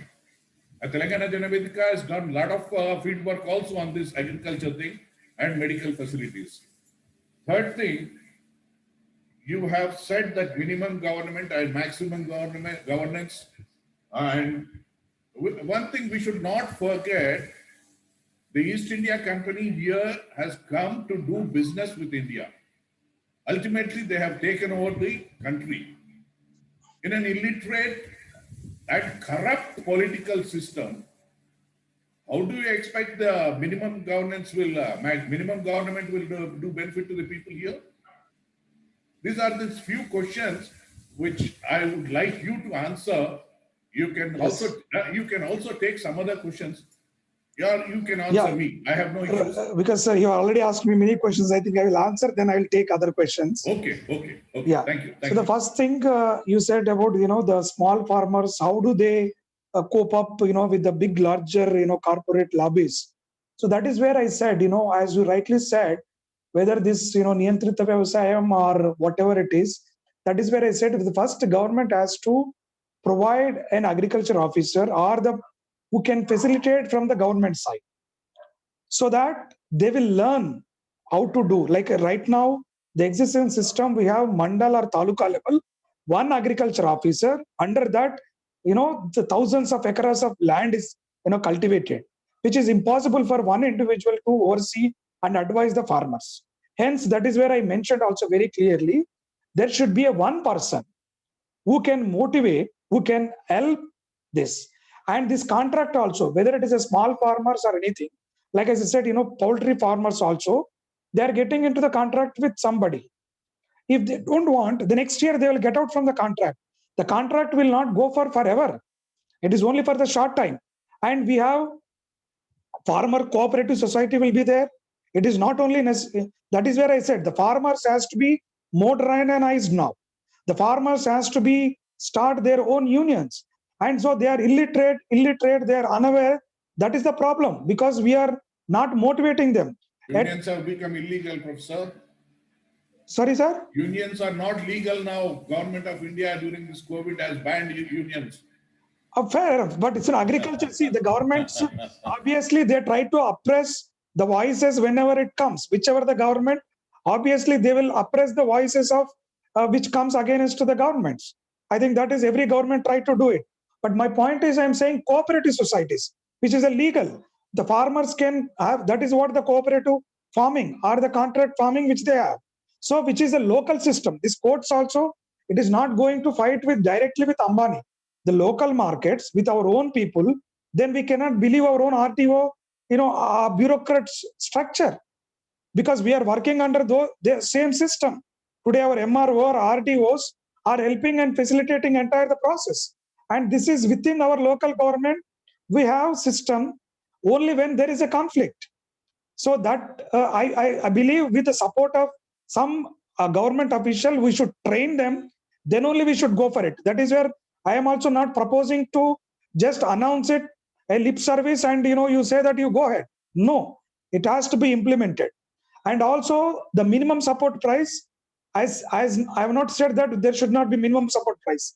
Minimum support price should be there. But what I said is the minimum support price become maximum support price, which is very bad. That is what I was trying to say. The minimum support price should continue. There is no doubt whether it is the private player or government player, because that become benchmark for a private player or anything. And over and above, if any buyer wanted to buy, they are more welcome to buy it. So that the competition should be allowed. See, the cartels can happen, but when there is the diversified portfolio, like a diversified crops, so the farmers over a period of time, that is what I'm saying. These are all changes will not going to come in one day. It should be a gradual. It should be in a phase manner. Overnight, relieving everything, it is not going to help us. What have we done in 70 years? 70 years. That's Yes, what that I'm is saying. what has been done in 70 years. There are a lot of No, changes and but reforms. It's an evolution process, isn't it? that is true. But the point is, the agriculture farmers still the life has not changed. The farmer suicides are continuing. Their minimum support price become a distant dream. They are not going to get their minimum support price, despite our even existing structure. Do you mean say existing structure? Are they are getting the right price for their whatever they are produced? No. Even our agriculture market, you said we have FCI's food storage is there, but it is not for the farmers. They buy and store it. But what we are asking in the godowns is the farmers should be given a space and where they can pay rent for storing those. Yeah, warehousing corporation is doing that. Where But if still, where they give a receipt, you can pledge that in the bank. The farmer sir, will get 80% of his amount. sir, on the rule paper, we all know how even the warehouses are there. Our rats will eat away 50% even if you hold for them as 6 months. You can't be used them. There's a kind of storage facilities are very poor. The quality is so bad. See, on paper, everything we have. Nobody denies it. But the point I'm trying to make, Improve the facilities, not just because we don't improve the facilities, we need not privatize it, Professor. but at the same time, I'm saying there is no harm also to be privatized. No, there is Because no we are harm. There is no harm. But when you say minimum government and maximum governance, there's no role of the government here, isn't it? No, sir, this is not said. This is the government slogan I said. This is not my slogan. The The government slogan. slogan, It but is I was not. trying to interpret. It No, is not. let me interpret that way. What is they mean to say is that they create acts, they create the process, and they oversee that nobody violates it. If violates, the government will intervene. Otherwise, government will not intervene. Like we say, supply creates its own demand. In the economics, we say supply creates its own demand. And the invisible hand, like popular Adam Smith theory, we say invisible hand system works in the market mechanism. So in a way, this system will take space. When invisible hand is not working, the law will enter in there. Like see, today we are all disciplined. We don't harm each other because there is a police is there, law and order is there. We are happily sleeping in every household because there is invisible hand. That is a police. If somebody harms us, then police can come and rescue and help us. So that is a governance. So they are somewhere, but we are happily sleeping in our home because of the assurance of the police. The police cannot sit on every household, but larger, like if you see, 2 to 3 lakhs of population, we have one police station, and 10 people will be there, and they have to provide security for that. What it is working is invisible hand. The assurance of there is a government, there is a police, law and order, it is working. So in the government also now it is saying we create a system and we will enter whenever there is a need. How it will work, we have to see with the time. But only the positive thing we are seeing is that the same model worked out for industry and service sector. The service sector, industrial sector, both are progressed in a great extent. But unfortunately, agriculture sector, we never allowed them to enter into this sort of private fields to enter into the market and make a profitable cultivation. So that is the only point I was trying to make in that aspect of it. Again, I said, it can be debated. Not necessary that we agree each other, but we may agree to disagree some point of time. No. I can understand your agony. Yeah. You are right. Yeah. So I think did I answer all your questions, sir? I hopefully. You almost did. You almost. Yes, sir. Okay. Any other questions, sir? Yeah. There will be a lot of questions. This is a very interesting subject. I don't think you have any time constraint, is it? Yeah, no problem, sir. Today is Sunday, so I am free. Yeah. Working day, Dr. Sudhakar has been putting a lot of, Professor Sudhakar has been putting a lot of in the chat box. I agree with him. I just saw Sudhakar sir queries. Yeah. I think subsequently also he posted. Yeah. See, the governmental, of course, have criticized, appreciated what is there. Yeah. MSP point, as we also discussed, MSP is there for last 70 years. That is what I mean to say. Yeah. For the benefit of the audience, let him speak, please. Yes, sir. At the outset, I congratulate Dr. Reddy for doing a lot of exercise in preparing all those things. I start with my discussion about the COVID and its aspects and its economic blow, a kind of death blow on ordinary people. on which point I simply disagree with our professor. I was retired professor, so therefore I am comfortably, since the March and all that, I am getting 70 to 80,000 rupees pension. And had I continued in the service, I would have got 2.5 lakh or more than 2.5 lakh per month.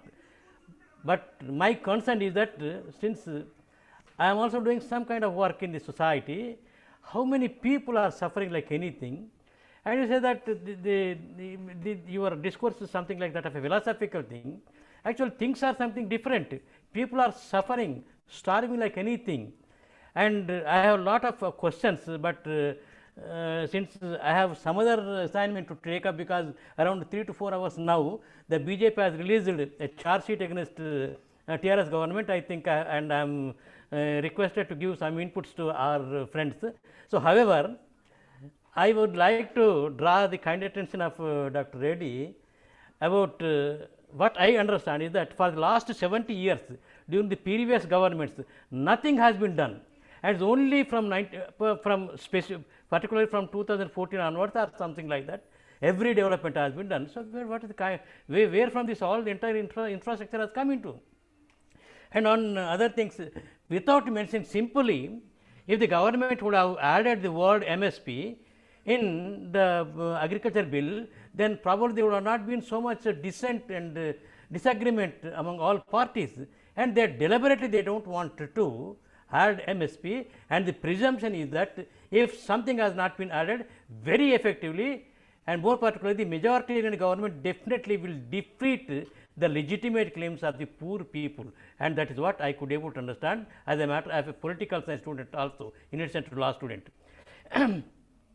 And another is the labor laws. We are talking about labor laws and competitive efficiency, this and that, but nobody is pleased, including BJP government oriented BMS is also opposing labor law reforms and all that. And you are also talking about the need and necessity of 1991 new economic policy, the compelling conditions in which the so-called Manmohanomics, P.V. Narasimha Rao and Manmohan Singh's experimentation, because at a given point of time, the balance of payment of this country, as you know as an economist, was just 1.1 billion US dollars equivalent, which is scanty enough to meet the requirements of this country for another 1 week to come. So, therefore, after 1 week, the country would have become bankrupt.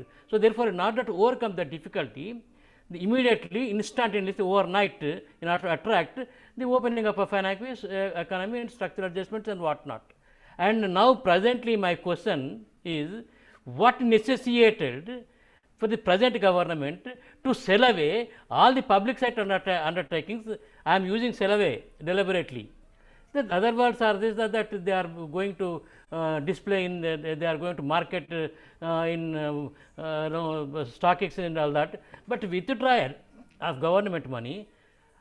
As a non-economic student, my simple doubt is that when you are not creator of these assets, like for example, LIC, Life Insurance Corporation of India, it has started with 10 lakh rupees, 10 crore rupees investment by government of India. That government in 1956, it is a statutory company, came into existence from 1956. Today, the company's net worth is more than 33 lakh rupees, and all the liabilities, if they have to pay up, even after meeting all these liabilities, the LIC will be having a surplus of about not less than 2 to 3 lakh crore rupees.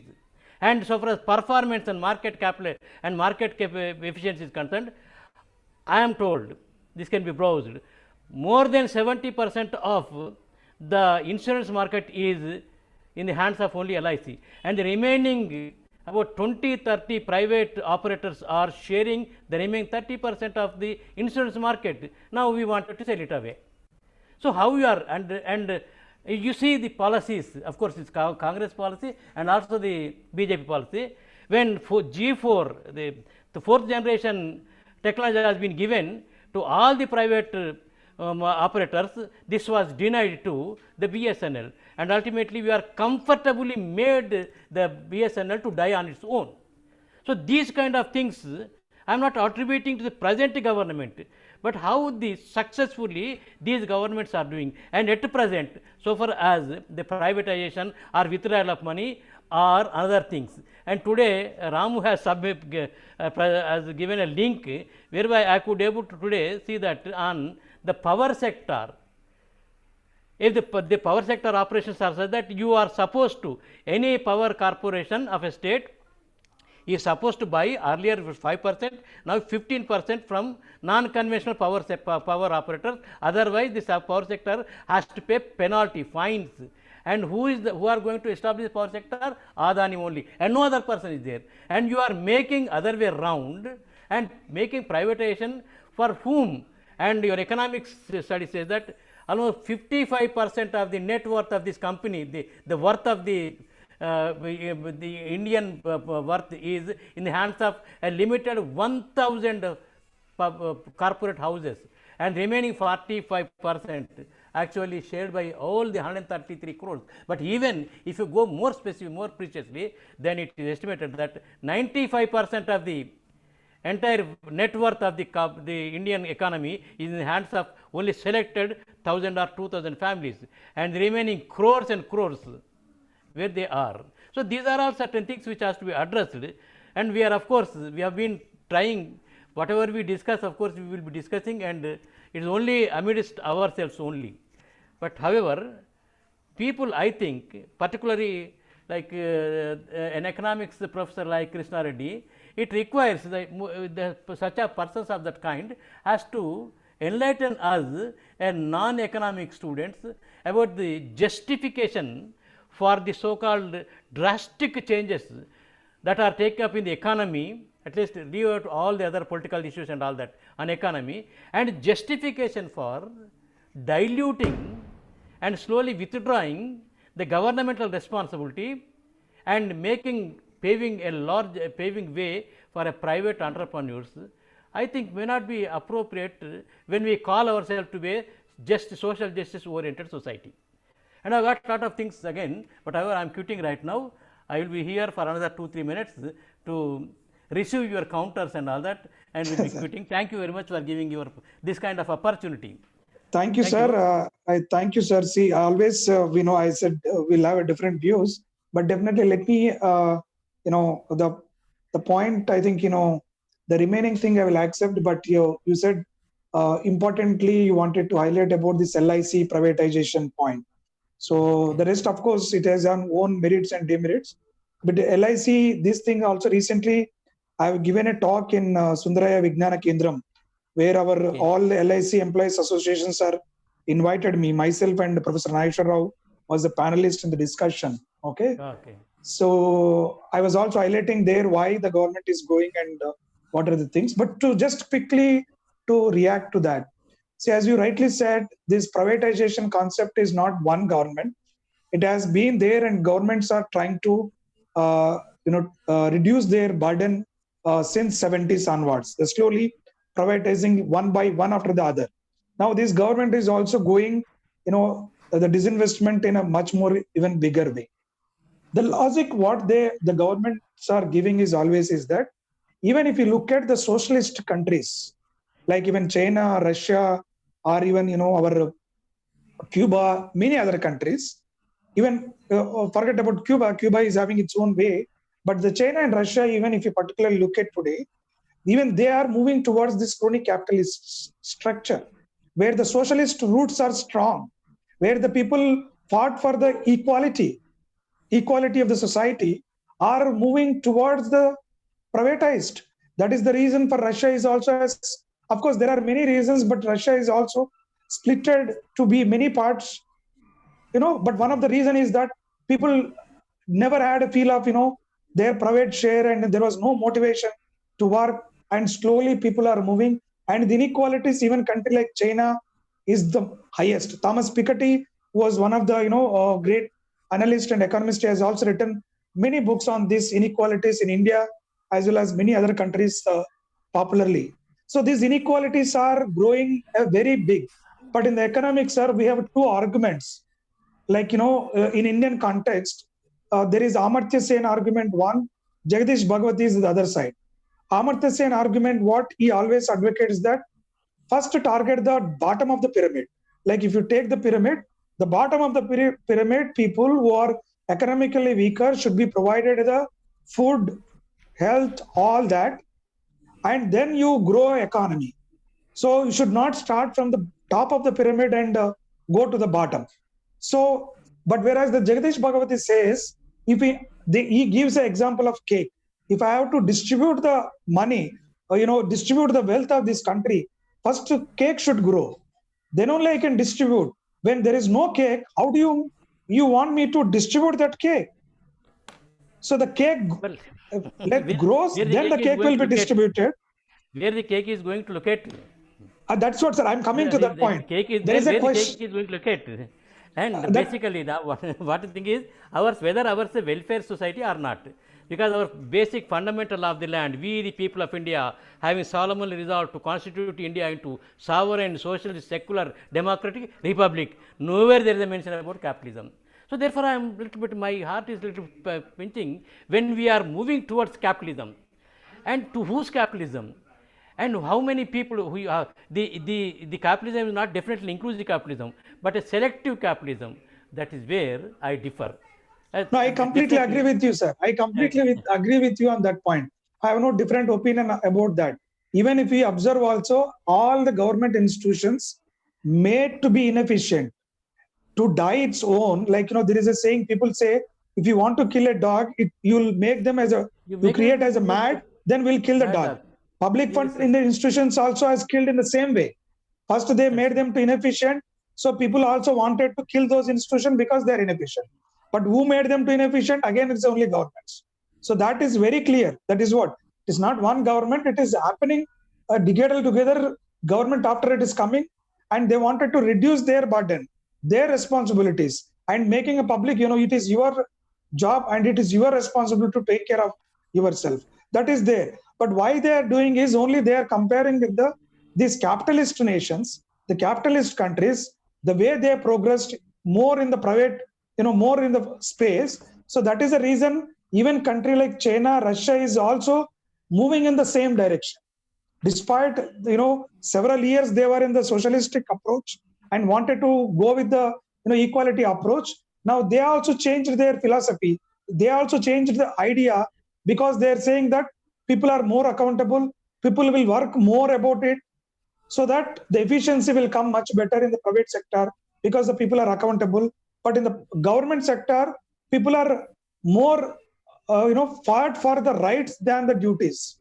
I mean, over a period of times, our labor laws also has become rigid because the rights become more priority, not the duties. I think that's the government where they started taking advantage of from that line and trying to kill these public funded institutions. Of course, I do agree. Like as I said, for me in personal, my opinion, under these health and education should be under the government sector at least another 2 to 3 decadal coming days because our society is still not up to that it has grown. The inequalities are so much, poverties are there. So hence at least health and education purely on the government. Rest it can be a private players, but health and education should be under the government, and that too in the quality education and health if it can be provided, then over a period of time we can self-sustain, we can stand on our own feet. So only with, I think I would supplement with your the discussion what we had. But definitely I share with you, sir, definitely the government role is required, but unfortunately every government is trying to run away with their responsibilities in the major sectors and leaving the public, and that is what the justification they give also in the reform period. It is inevitable that the people will suffer, because I heard several times. Only one doubt for the consumption of all other people, where I want to have answer. So all these public sector undertakings have not been created by this or that government. Over a period of time, number of public sector undertakings could be able to come up and capitalize, and due to the inefficiency or purposeful nature on part of the government, slowly all the majority of the public sector undertakings are made to die on its own. But however, my basic question is, when this or any subsequent government which has not created or not contributory factor for the assets, would it have any moral or equitable right to sell away? Because all these properties are belong to state, not you, me, and therefore there is an intergeneration equity. The property that comes out from my father, I have to, as a matter of custodian, a trustee, I must see that my property will also go down, devolve on my offsprings. This is what is a parampara that is going on. And how can you, when you are not a creator of these assets have been created, even there are certain corporations, there are certain companies which are existing much prior to independence, and they grew on their own. A few of them have died on their own because of various policies and all that. And now the existing public sector undertakings, there would have been a mechanism, a kind of mode would have developed instead of killing and branding it as a mad dog and killing it, closing down. You can also have a reformative methods. No, all Absolutely, the sir. time No, sir, you can you are reform it completely and right. make it more economically viable. And having not experimented, that's what I was telling about 4G spectrum. Had you given this 4G spectrum, it's an advanced thinking that on one or the other day, let BSNL die on its own. So, when private operators have been given, and these private operators are using the infrastructure network of the BSNL, but BSNL could not able to give the spectrum. So, all these are all. I am not attributing any fault. It is a society generated evil. It is not even society, but it is a political generated evil. Everybody will do like this only. But my concern as an ordinary citizen is, when this government or that government is not a contributory factor for development of these public sector undertakings, to what extent they have got a moral right, equal right, and of course legal right to sell away, dispense with, see that it's closed, and and this amount that is realized can be put it as a matching to meet the budgetary deficiency. And Not the ultimately, true, what is sir. they are doing? They are Sir. doing it as a matter of to compensate the budgetary deficiency. It is your headache as to how you are going to impose tax and other things, but you can't sell away and keep Not and true. See, start. Sir, 40 crores subscribers of LIC policy holders, 48 Yes. crores people are having LIC policies. It is like more than many countries, even smaller than the size. So we Yes. have a bigger share in the LIC. LIC is concerned. That is where, see, earlier people used to think only loss-making firms are disinvested. But now the BPCL and LIC, which are also profit made, making firms also, they are going for the IPOs in the public thing. The one reason is because in the election campaign for the vote bank politics, they need more funds in the name of to sponsor the welfare schemes. So they already have, the debts are so high. Now the debts also is very significant. If you like the state governments or the central government, the debt ratios are so high. Now they have option only left to sell this public funded or the public institution, some part of it. They can mobilize certain resources, and the short-term requirements we can meet it. So that is what I'm saying. The public also need to understand whether the government, see, people only will be happy when I'm getting my 20,000, 10,000 directly into my pocket. And the government's also selling our property. It is not only those. You look at, sir, the governments, how much land they have sold it. Be it the Telangana government, Andhra government, or any state governments in the country, they sold literally public government lands to meet their so-called the social welfare schemes. Not only the institutions, they are selling the lands also now. So everywhere the concern is, the only problem is public wanted easy money, free bees. So that has to be motivated, educated the public. Because one other in the election campaign, if you say 2,000, other fellow says 3. If the other fellow says 3, then another fellow will say 4. And it is a competition. And you are funding them aggressively by selling like this. So that is what I'm saying. The attitude, the qualitative changes in the public mind needs to come. It's not the immediate benefit one should look at. One should look at the long-term benefits. Then only we'll be able to sustain this country. Otherwise, if the public is going mad with the short-term benefits, politicians are playing with it. So I think that's the qualitative change should come from the society. That is where I said, like our Telangana Vedika or some sort of, NGOs or these kind of societies, if we create an awareness among the society, what we need, what sort of policies we should support, that should be created an awareness. But unfortunately, many of the advisors to the government and politicians also, whenever the election comes, says that, this is the immediate catchy, you give them, people will be, accept it and vote it. And corruption has become integral part of the society. Now people are not taking so much negative. People are saying that everybody is corrupted. Who is not corrupted? People are convinced, saying that every politician, this party leader also corrupted, that party fellow also corrupted. What is there? That officer also corrupted, this fellow also corrupted. And ourselves, we are going and giving. I discussed with some of my young friends who are in the public service in the police department. When they joined, they told, we don't want to take single rupee. After 2 years, I've seen them, they started taking money. I told, Arey, what nonsense you are doing? He told, Arey, Reddy, you don't know. If I don't take, they will make my life hell. They will irritate. Anyway, somebody will take and they will tell my name. So instead, I started taking and become part of the system. So, I mean, the society is also need to change that way. The moral, ethical values has to come in that way. Because when somebody talks about moral and ethicals, we'll say, Arey, don't give gnan. I have enough knowledge. These things we know. We are criticizing in that. So I think that has to build, and that is where I'm saying this new education policy, as a document, it looks very good. But practically, if they implement, it would be, an excellent, and I would be more happy if they seen that way. Thank you. Thank you. Thank you sir, thank you. ఇప్పుడు Yes, sir. Thank you sir. ఇప్పుడు James Prashanth.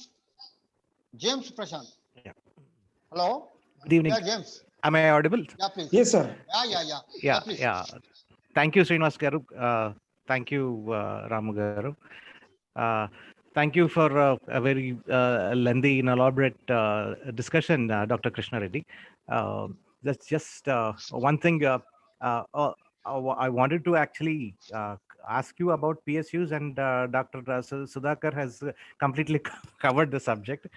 So I will, but one thing I would just like to comment, is that I'm not wholeheartedly. There are some maybe couple of PSUs because we have several hundreds of PSUs, so maybe which are not functioning, maybe we could do away with. But majority of them, as Dr. Sudhakar has said, they belong to the people of India, and so they have their own usefulness in terms of having building a very strong structural democracy. Their usefulness is in terms of their role in playing as a role in structural democracy.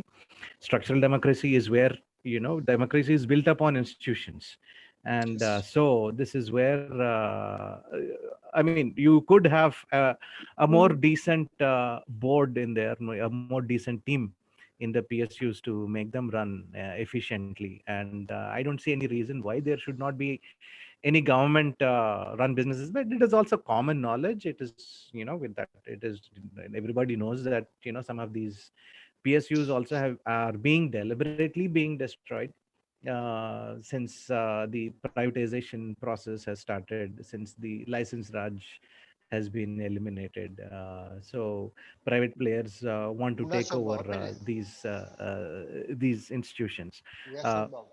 So, okay, leaving that, I would, on the same note, one thing which is, one more thing was about Russia is, I don't feel it is, we cannot take it as an example for a strong economy, because that's what they did with their institutions. They killed off all their institutions. They sold them away at throwaway prices.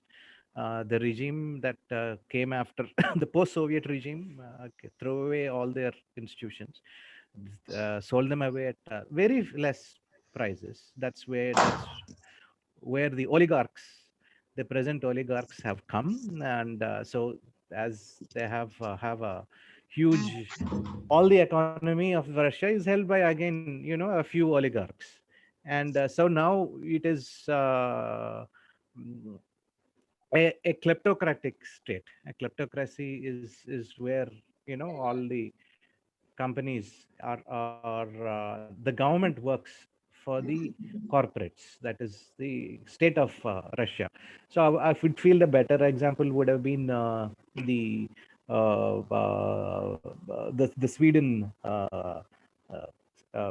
Sweden countries, East West European countries, where they have corroborated a very successful and capitalist model together.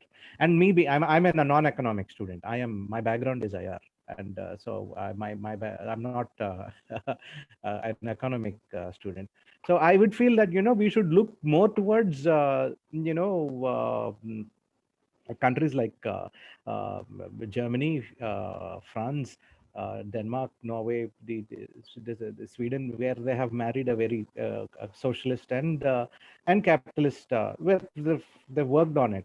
So this is my comment on that, and so my question actually, which was I have a burning question actually, and I was looking forward to ask this to somebody, and now I have. Mr. Ramu invited an economist. So I would like to put this to you. Is just recently, just 4 or 5 days back, on November 15th, is the ASEAN, the Association for Southeast Asian Nations. They have put together a bilateral trade partnership between those 10 nations. And so laterally, there were lateral entries into that from 4 countries, I think. They were China, Japan, Australia, and what was the fourth? I think New Zealand is already part of That is the RCEP, no, James? yeah, RCEP. Yeah. Yeah, they Regional set up the cooperation. RCEP, Yeah. Regional Cooperation for Economic Partnership. Yes. So here, while we have been on a military level, they have um, Australia and Japan have alongside the US, and they have asked India to be part of the Quad alongside on a military level against China, and they have. And this RCEP again, you have Australia and Japan have entered into. And here you have 30% of the world's GDP is involved here in this RCEP. And while we have been looking forward, I mean, it is known that companies have been looking forward to move out of China since some time, and we have been unable to give them a platform for it, as lack of reform response here. And not many and they have been looking at Vietnam, Bangladesh, as you have been saying. And wasn't it, I mean, I felt it as we have lost on a huge opportunity here. I mean, even though they have Japan has a bigger stakes with China. Australia do. Actually, they have China. We don't have much interference from China as much as China or Australia, but even then, they have joined here. It was a huge shock. So why, have we? Is it this a lost opportunity? Because we are almost 30% of world's GDP. We are not part of it. So why did are we not in it? This is So, something from a yeah, non-economic perspective. I need to. sir, I think, see, I'll sorry to interrupt you, but anyway, I think, see, this is the bigger question, which is also need another lecture to be taken up. As you said, in the first part of your question points, I would definitely agree with that. I don't have any different part of it. This RECP also, of course, India has only seen that, the China would again, dominate and, put certain, things which we are not so comfortable, because the China has always been playing a foul game. Particularly I would say the pharma exports, when we wanted to export, every other country we are able to export, but the China says that their board is don't accept it and do. So the strategically, what I felt that India is wanted to be a step out, but definitely in a different means it will reach. So that is only I mean, I would say that is only strategic choice, but whether it is a good or bad, maybe we have to see with the time. How would those group of nations will progress? Because the joining together, we have so many groups of nations like G7, G20, yeah, a lot of groups. But particularly, what sort of how much active they are, how cooperative each other is become is also one sort of these things. So in that context, I see probably I don't have any at moment to say whether India has done a good thing to not joining or these things. Yeah, just one more thing was, I mean, I wouldn't have, I thought it would have been, since China was there, they've taken this decision, but Japan and Australia have joined this group while China was there. Now, what will happen is, my point being, now that China is part of ASEAN, and we have, since some time, I have always wondered why India has kept out of ASEAN. And now that China is part of it, now getting in there, at a later stage, we would have it will give us a difference. I don't think India would never try to join again there also. As long as at least this government is there, they would never prefer, because India's strategy is slightly different, where they wanted to see that, because China is always looking at various ways. Like, say, for instance, when we wanted to have a BRICS countries common currency.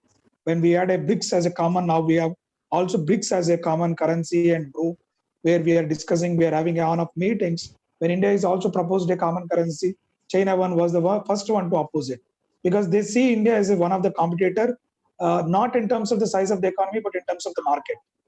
So in terms of the demand, because they always wanted to have that fear that India would also grow up, or to maybe, I mean, I'm just saying in a very broader perspective.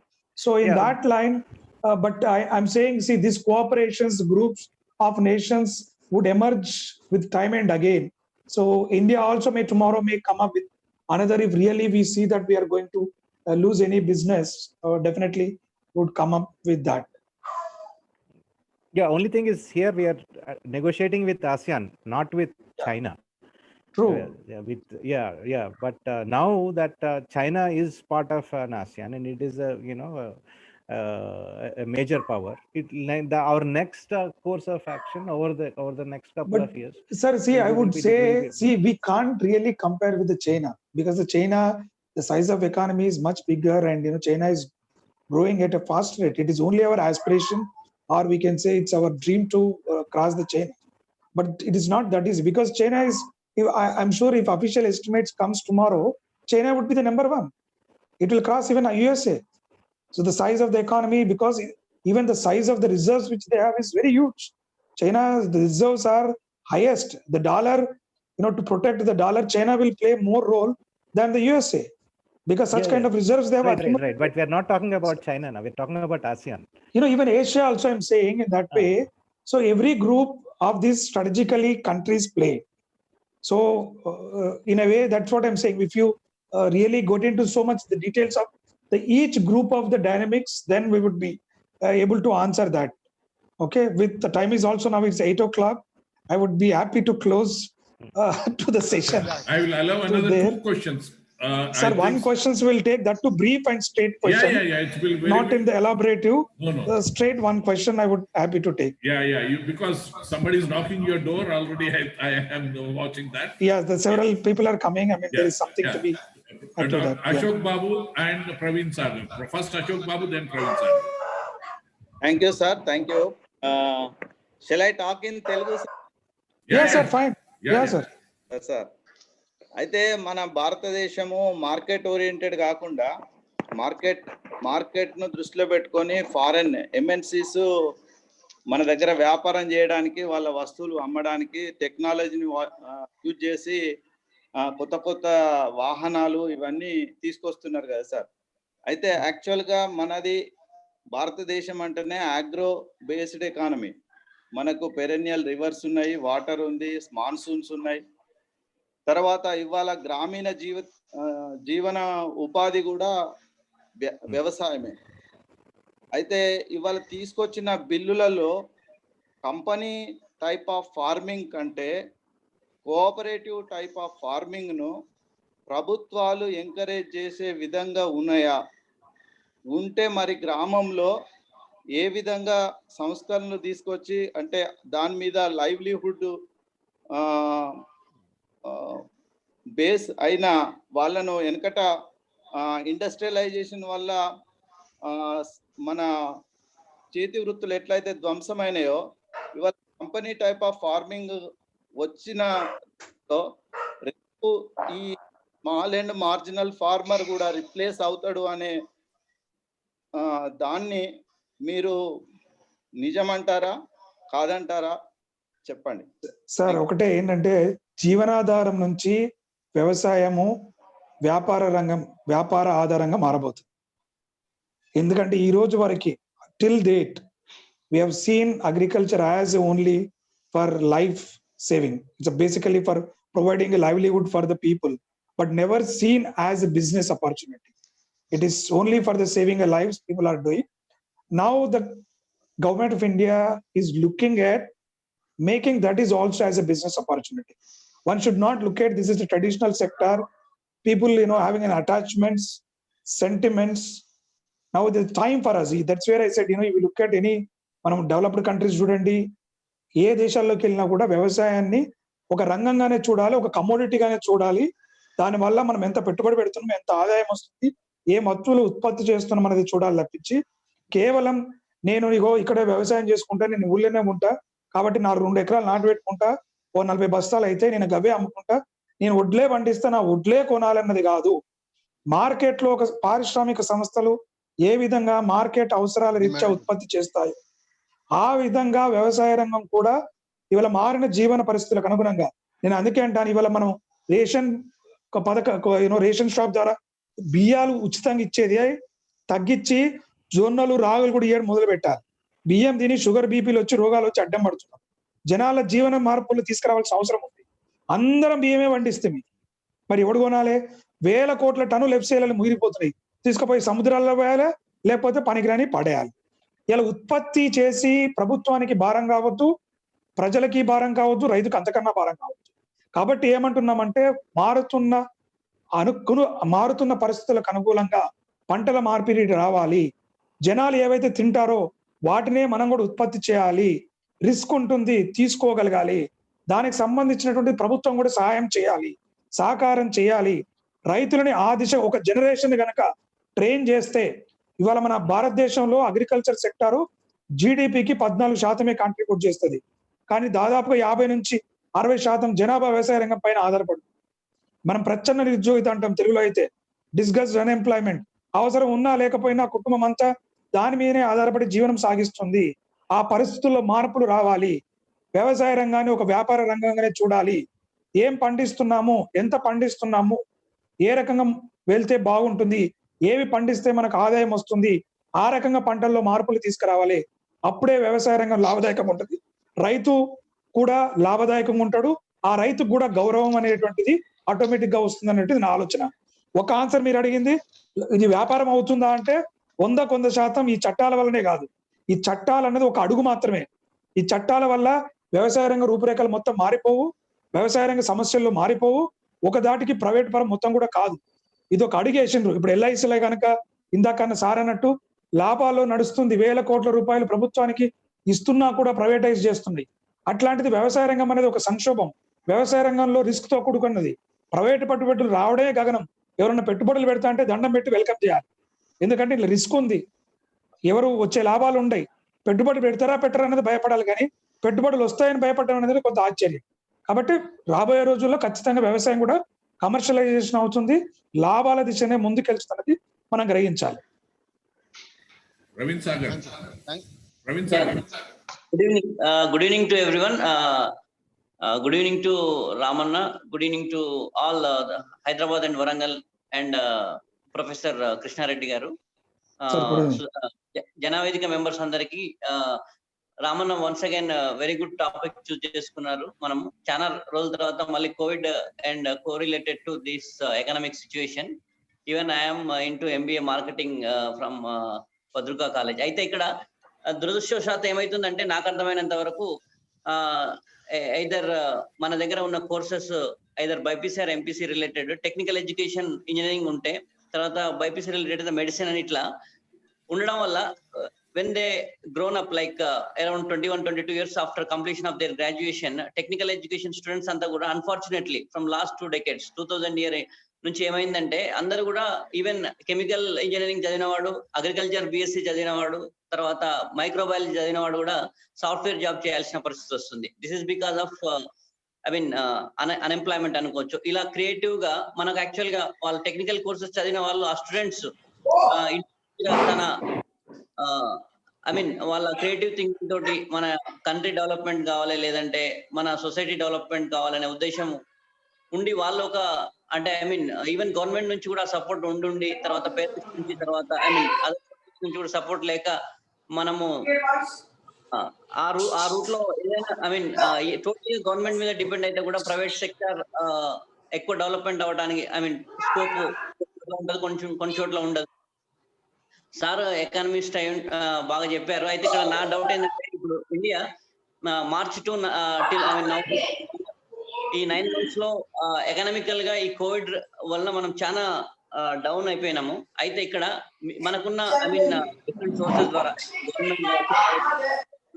so how much time does it take for us again to reboot ourselves, because India is a developing country, we are in very good situation when before the COVID I think so ఇప్పుడు మనకి ఎంత time పట్టొచ్చు rough గా, అంటే మళ్ళీ మనం regain అవడానికి vaccine వచ్చిన వ్యాక్సిన్ ఓకే రైట్ సార్, మీ క్వశ్చన్ అర్థమైంది సార్. సింపుల్ గా నేను రెండు పార్ట్లు ఒక్క నిమిషము Uma, you want ask something? Sir అన్న రామన్న గారికి నమస్తే, అధ్యక్షులు గారికి నమస్కారం. Specific about your question please. Sir hello, good evening Krishna Reddy గారు, ప్రొఫెసర్ గారు. గుడ్ ఈవినింగ్ సార్ చాలా మంచి స్పీచ్ ఉన్నది సార్, చాలా బాగా అనిపించింది సార్ మీ టాక్. సార్ ఈవేళ today's necessity is capitalism sir, దాన్ని కాదు అని ఏ దేశం కూడా ముందుకు వెళ్ళలేదు సార్. నాకు మంచి జ్ఞాపకం సార్ ఈవేళ రామన్న పెట్టినట్టు పురుషోత్తమరావు సార్ మీటింగ్స్ పెట్టేవాళ్ళు. పురుషోత్తమరావు సార్ చెప్తుండే క్యాపిటలిజం ఇప్పుడు ఎలా అయిపోయిందంటే జగన్నాథుని రథచక్రాలంట, వాటిని ఎదురించబోతే దాని కిందికి వెళ్ళిపోతాం. దానికన్నా దాంతో పాటు పరిగెత్తాలి, లేదంటే దాన్ని నొక్కుంటూ ముందుకన్నా తీసుకుపోవాలి. ఈవేళ మనం 150 కోట్ల మందికి చదువు ఇవ్వాలా, తిండి ఇవ్వాలా, అవన్నీ అంటే క్యాపిటలిజం కాదంటే మన చేతిలో ఏం లేదని పివి నరసింహారావు ఇది ఓపెన్ చేశారు. కాకుంటే మెల్లగా ఒక ఫేస్ లో చేసుకోవాలని నేను కోరుకుంటున్నాను. Ramana, thank you very much ఈ ఛాన్స్ ఇచ్చినందుకు. మీరు మంచి మాట చెప్పారు సార్. మీరు మా క్వశ్చన్ కి సింపుల్ గా రగత చిత్రం కింద ఎట్లయితే పడిపోతున్నారు. నేను కాదు సార్, పురుషోత్తమరావు సార్ గారు చెప్పిన పెద్దవాళ్ళు వాళ్ళు అందుకనే వాళ్ళకున్న అమిత జ్ఞానంతో కావచ్చు, వాళ్ళకున్న ముందు చూపుతోనే, అందుకనే పెద్దవాళ్లకు ఎప్పటి నుంచో వాళ్ళు ఫోర్స్ చూసి చెప్తుంటారు. అందుకే నేను ఏమంటానంటే ఇవాళ అదే పరిస్థితి ఖచ్చితంగా మీరు చెప్పింది పురుషోత్తమరావు సార్ గారు చెప్పింది 100% కరెక్ట్. ఇలా అన్ని దేశాలు అట్లే పోతున్నాయి.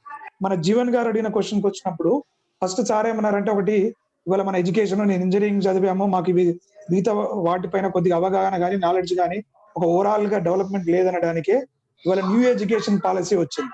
నూతన జాతీయ విద్యా విధానం అనేటువంటిది ఇవాళ భారతదేశంలో తీసుకొచ్చిందే విద్యా విధానంలో సమూల మార్పులు.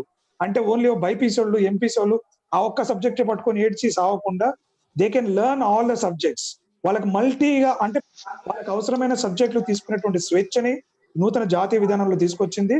ప్రతి స్టేజ్ లో కూడా మీరు చూసినట్లయితే అది ఆ విద్యా విధానంలో కూడా ఉంది. మీరు ఇంటర్మీడియట్ అయిపోయి డిగ్రీ 1 సంవత్సరం తర్వాత ఒక డిప్లొమా అని, 2 years జరుగుతుంది ఇంకొకటి అని, అట్లా ఏ దశ వరకు చదువుకున్నా కూడా నేర్చుకోవడానికి, వృత్తి విద్యా నైపుణ్యాలు నేర్చుకోవడానికి కూడా ఒక ఓవరాల్ డెవలప్మెంట్ రావడానికి విద్య ప్రముఖమైనది అనేటువంటిది భారత ప్రభుత్వం గుర్తించి ఆ విధంగా అడుగులు వేస్తుంది. దాన్ని పటిష్టపరచడానికి మన అందరూ కూడా ఇంకా సలహాలు ఇవ్వాలి. అది ఒక మంచి డాక్యుమెంట్ ఉంది, కానీ దాన్ని కూడా ఇంకా స్ట్రెంథెన్ చేయడానికి ఆలోచన కనుక చేసినట్టయితే ఖచ్చితంగా ఈ న్యూ ఎడ్యుకేషన్ పాలసీ కొన్ని రకాల విద్యలో గుణాత్మకమైన మార్పులు, ఎందుకంటే ఈనాటి వరకు కూడా 70 సంవత్సరాల స్వతంత్రంలో దౌర్భాగ్యం మెకాలే ప్రవేశపెట్టిన విద్యా విధానాన్ని కొనసాగిస్తున్నాం. అయ్యే సెమిస్టర్ విధానాలు, అవే పాఠాలు, అవే కథలు. కానీ ఇవాళ మార్చుకోవడానికి ఒక సువర్ణ అవకాశం మన న్యూ ఎడ్యుకేషన్ పాలసీ కాబట్టి ఆ పార్ట్ లో అది కవర్ అవుతుంది సార్. సెకండ్ పార్ట్ క్వశ్చన్స్ ఇంకోటి ఏం అడిగారు మీరు sir? Jagan sir, Praveen sir last లో ఇది అడిగారు. Some have other part of important question sir అది. ప్రవీణ్ సార్ మీరు అన్మ్యూట్ చేసుకోండి. ప్రవీణ్ సార్ మ్యూట్ లో ఉన్నారు. Okay sir. Okay. Yeah, there is a problem with his bandwidth. He left. Manoj, can you sum it up the meeting? ముందుగా పెద్దలు మా గురుగారు పురుషోత్తమరావు గారికి నమస్కారాలు తెలుపుకుంటూ there was once a time the whole the leaders used to dictate this corporates, but whereas now in this modern India, now the corporates are dictating the leaders. That's really the unfortunate what's going on now. Of course, the to sustain itself, the country took almost 75 years to stand on its own feet. But whereas now the system is going to be privatized. Is it good or is it fair or unfair? That the future decides itself. Anyway, thank you, Krishna Reddy garu, for your micro to macro subject which we gone through today. And thanks, Ramana, so much for your guidance and everything.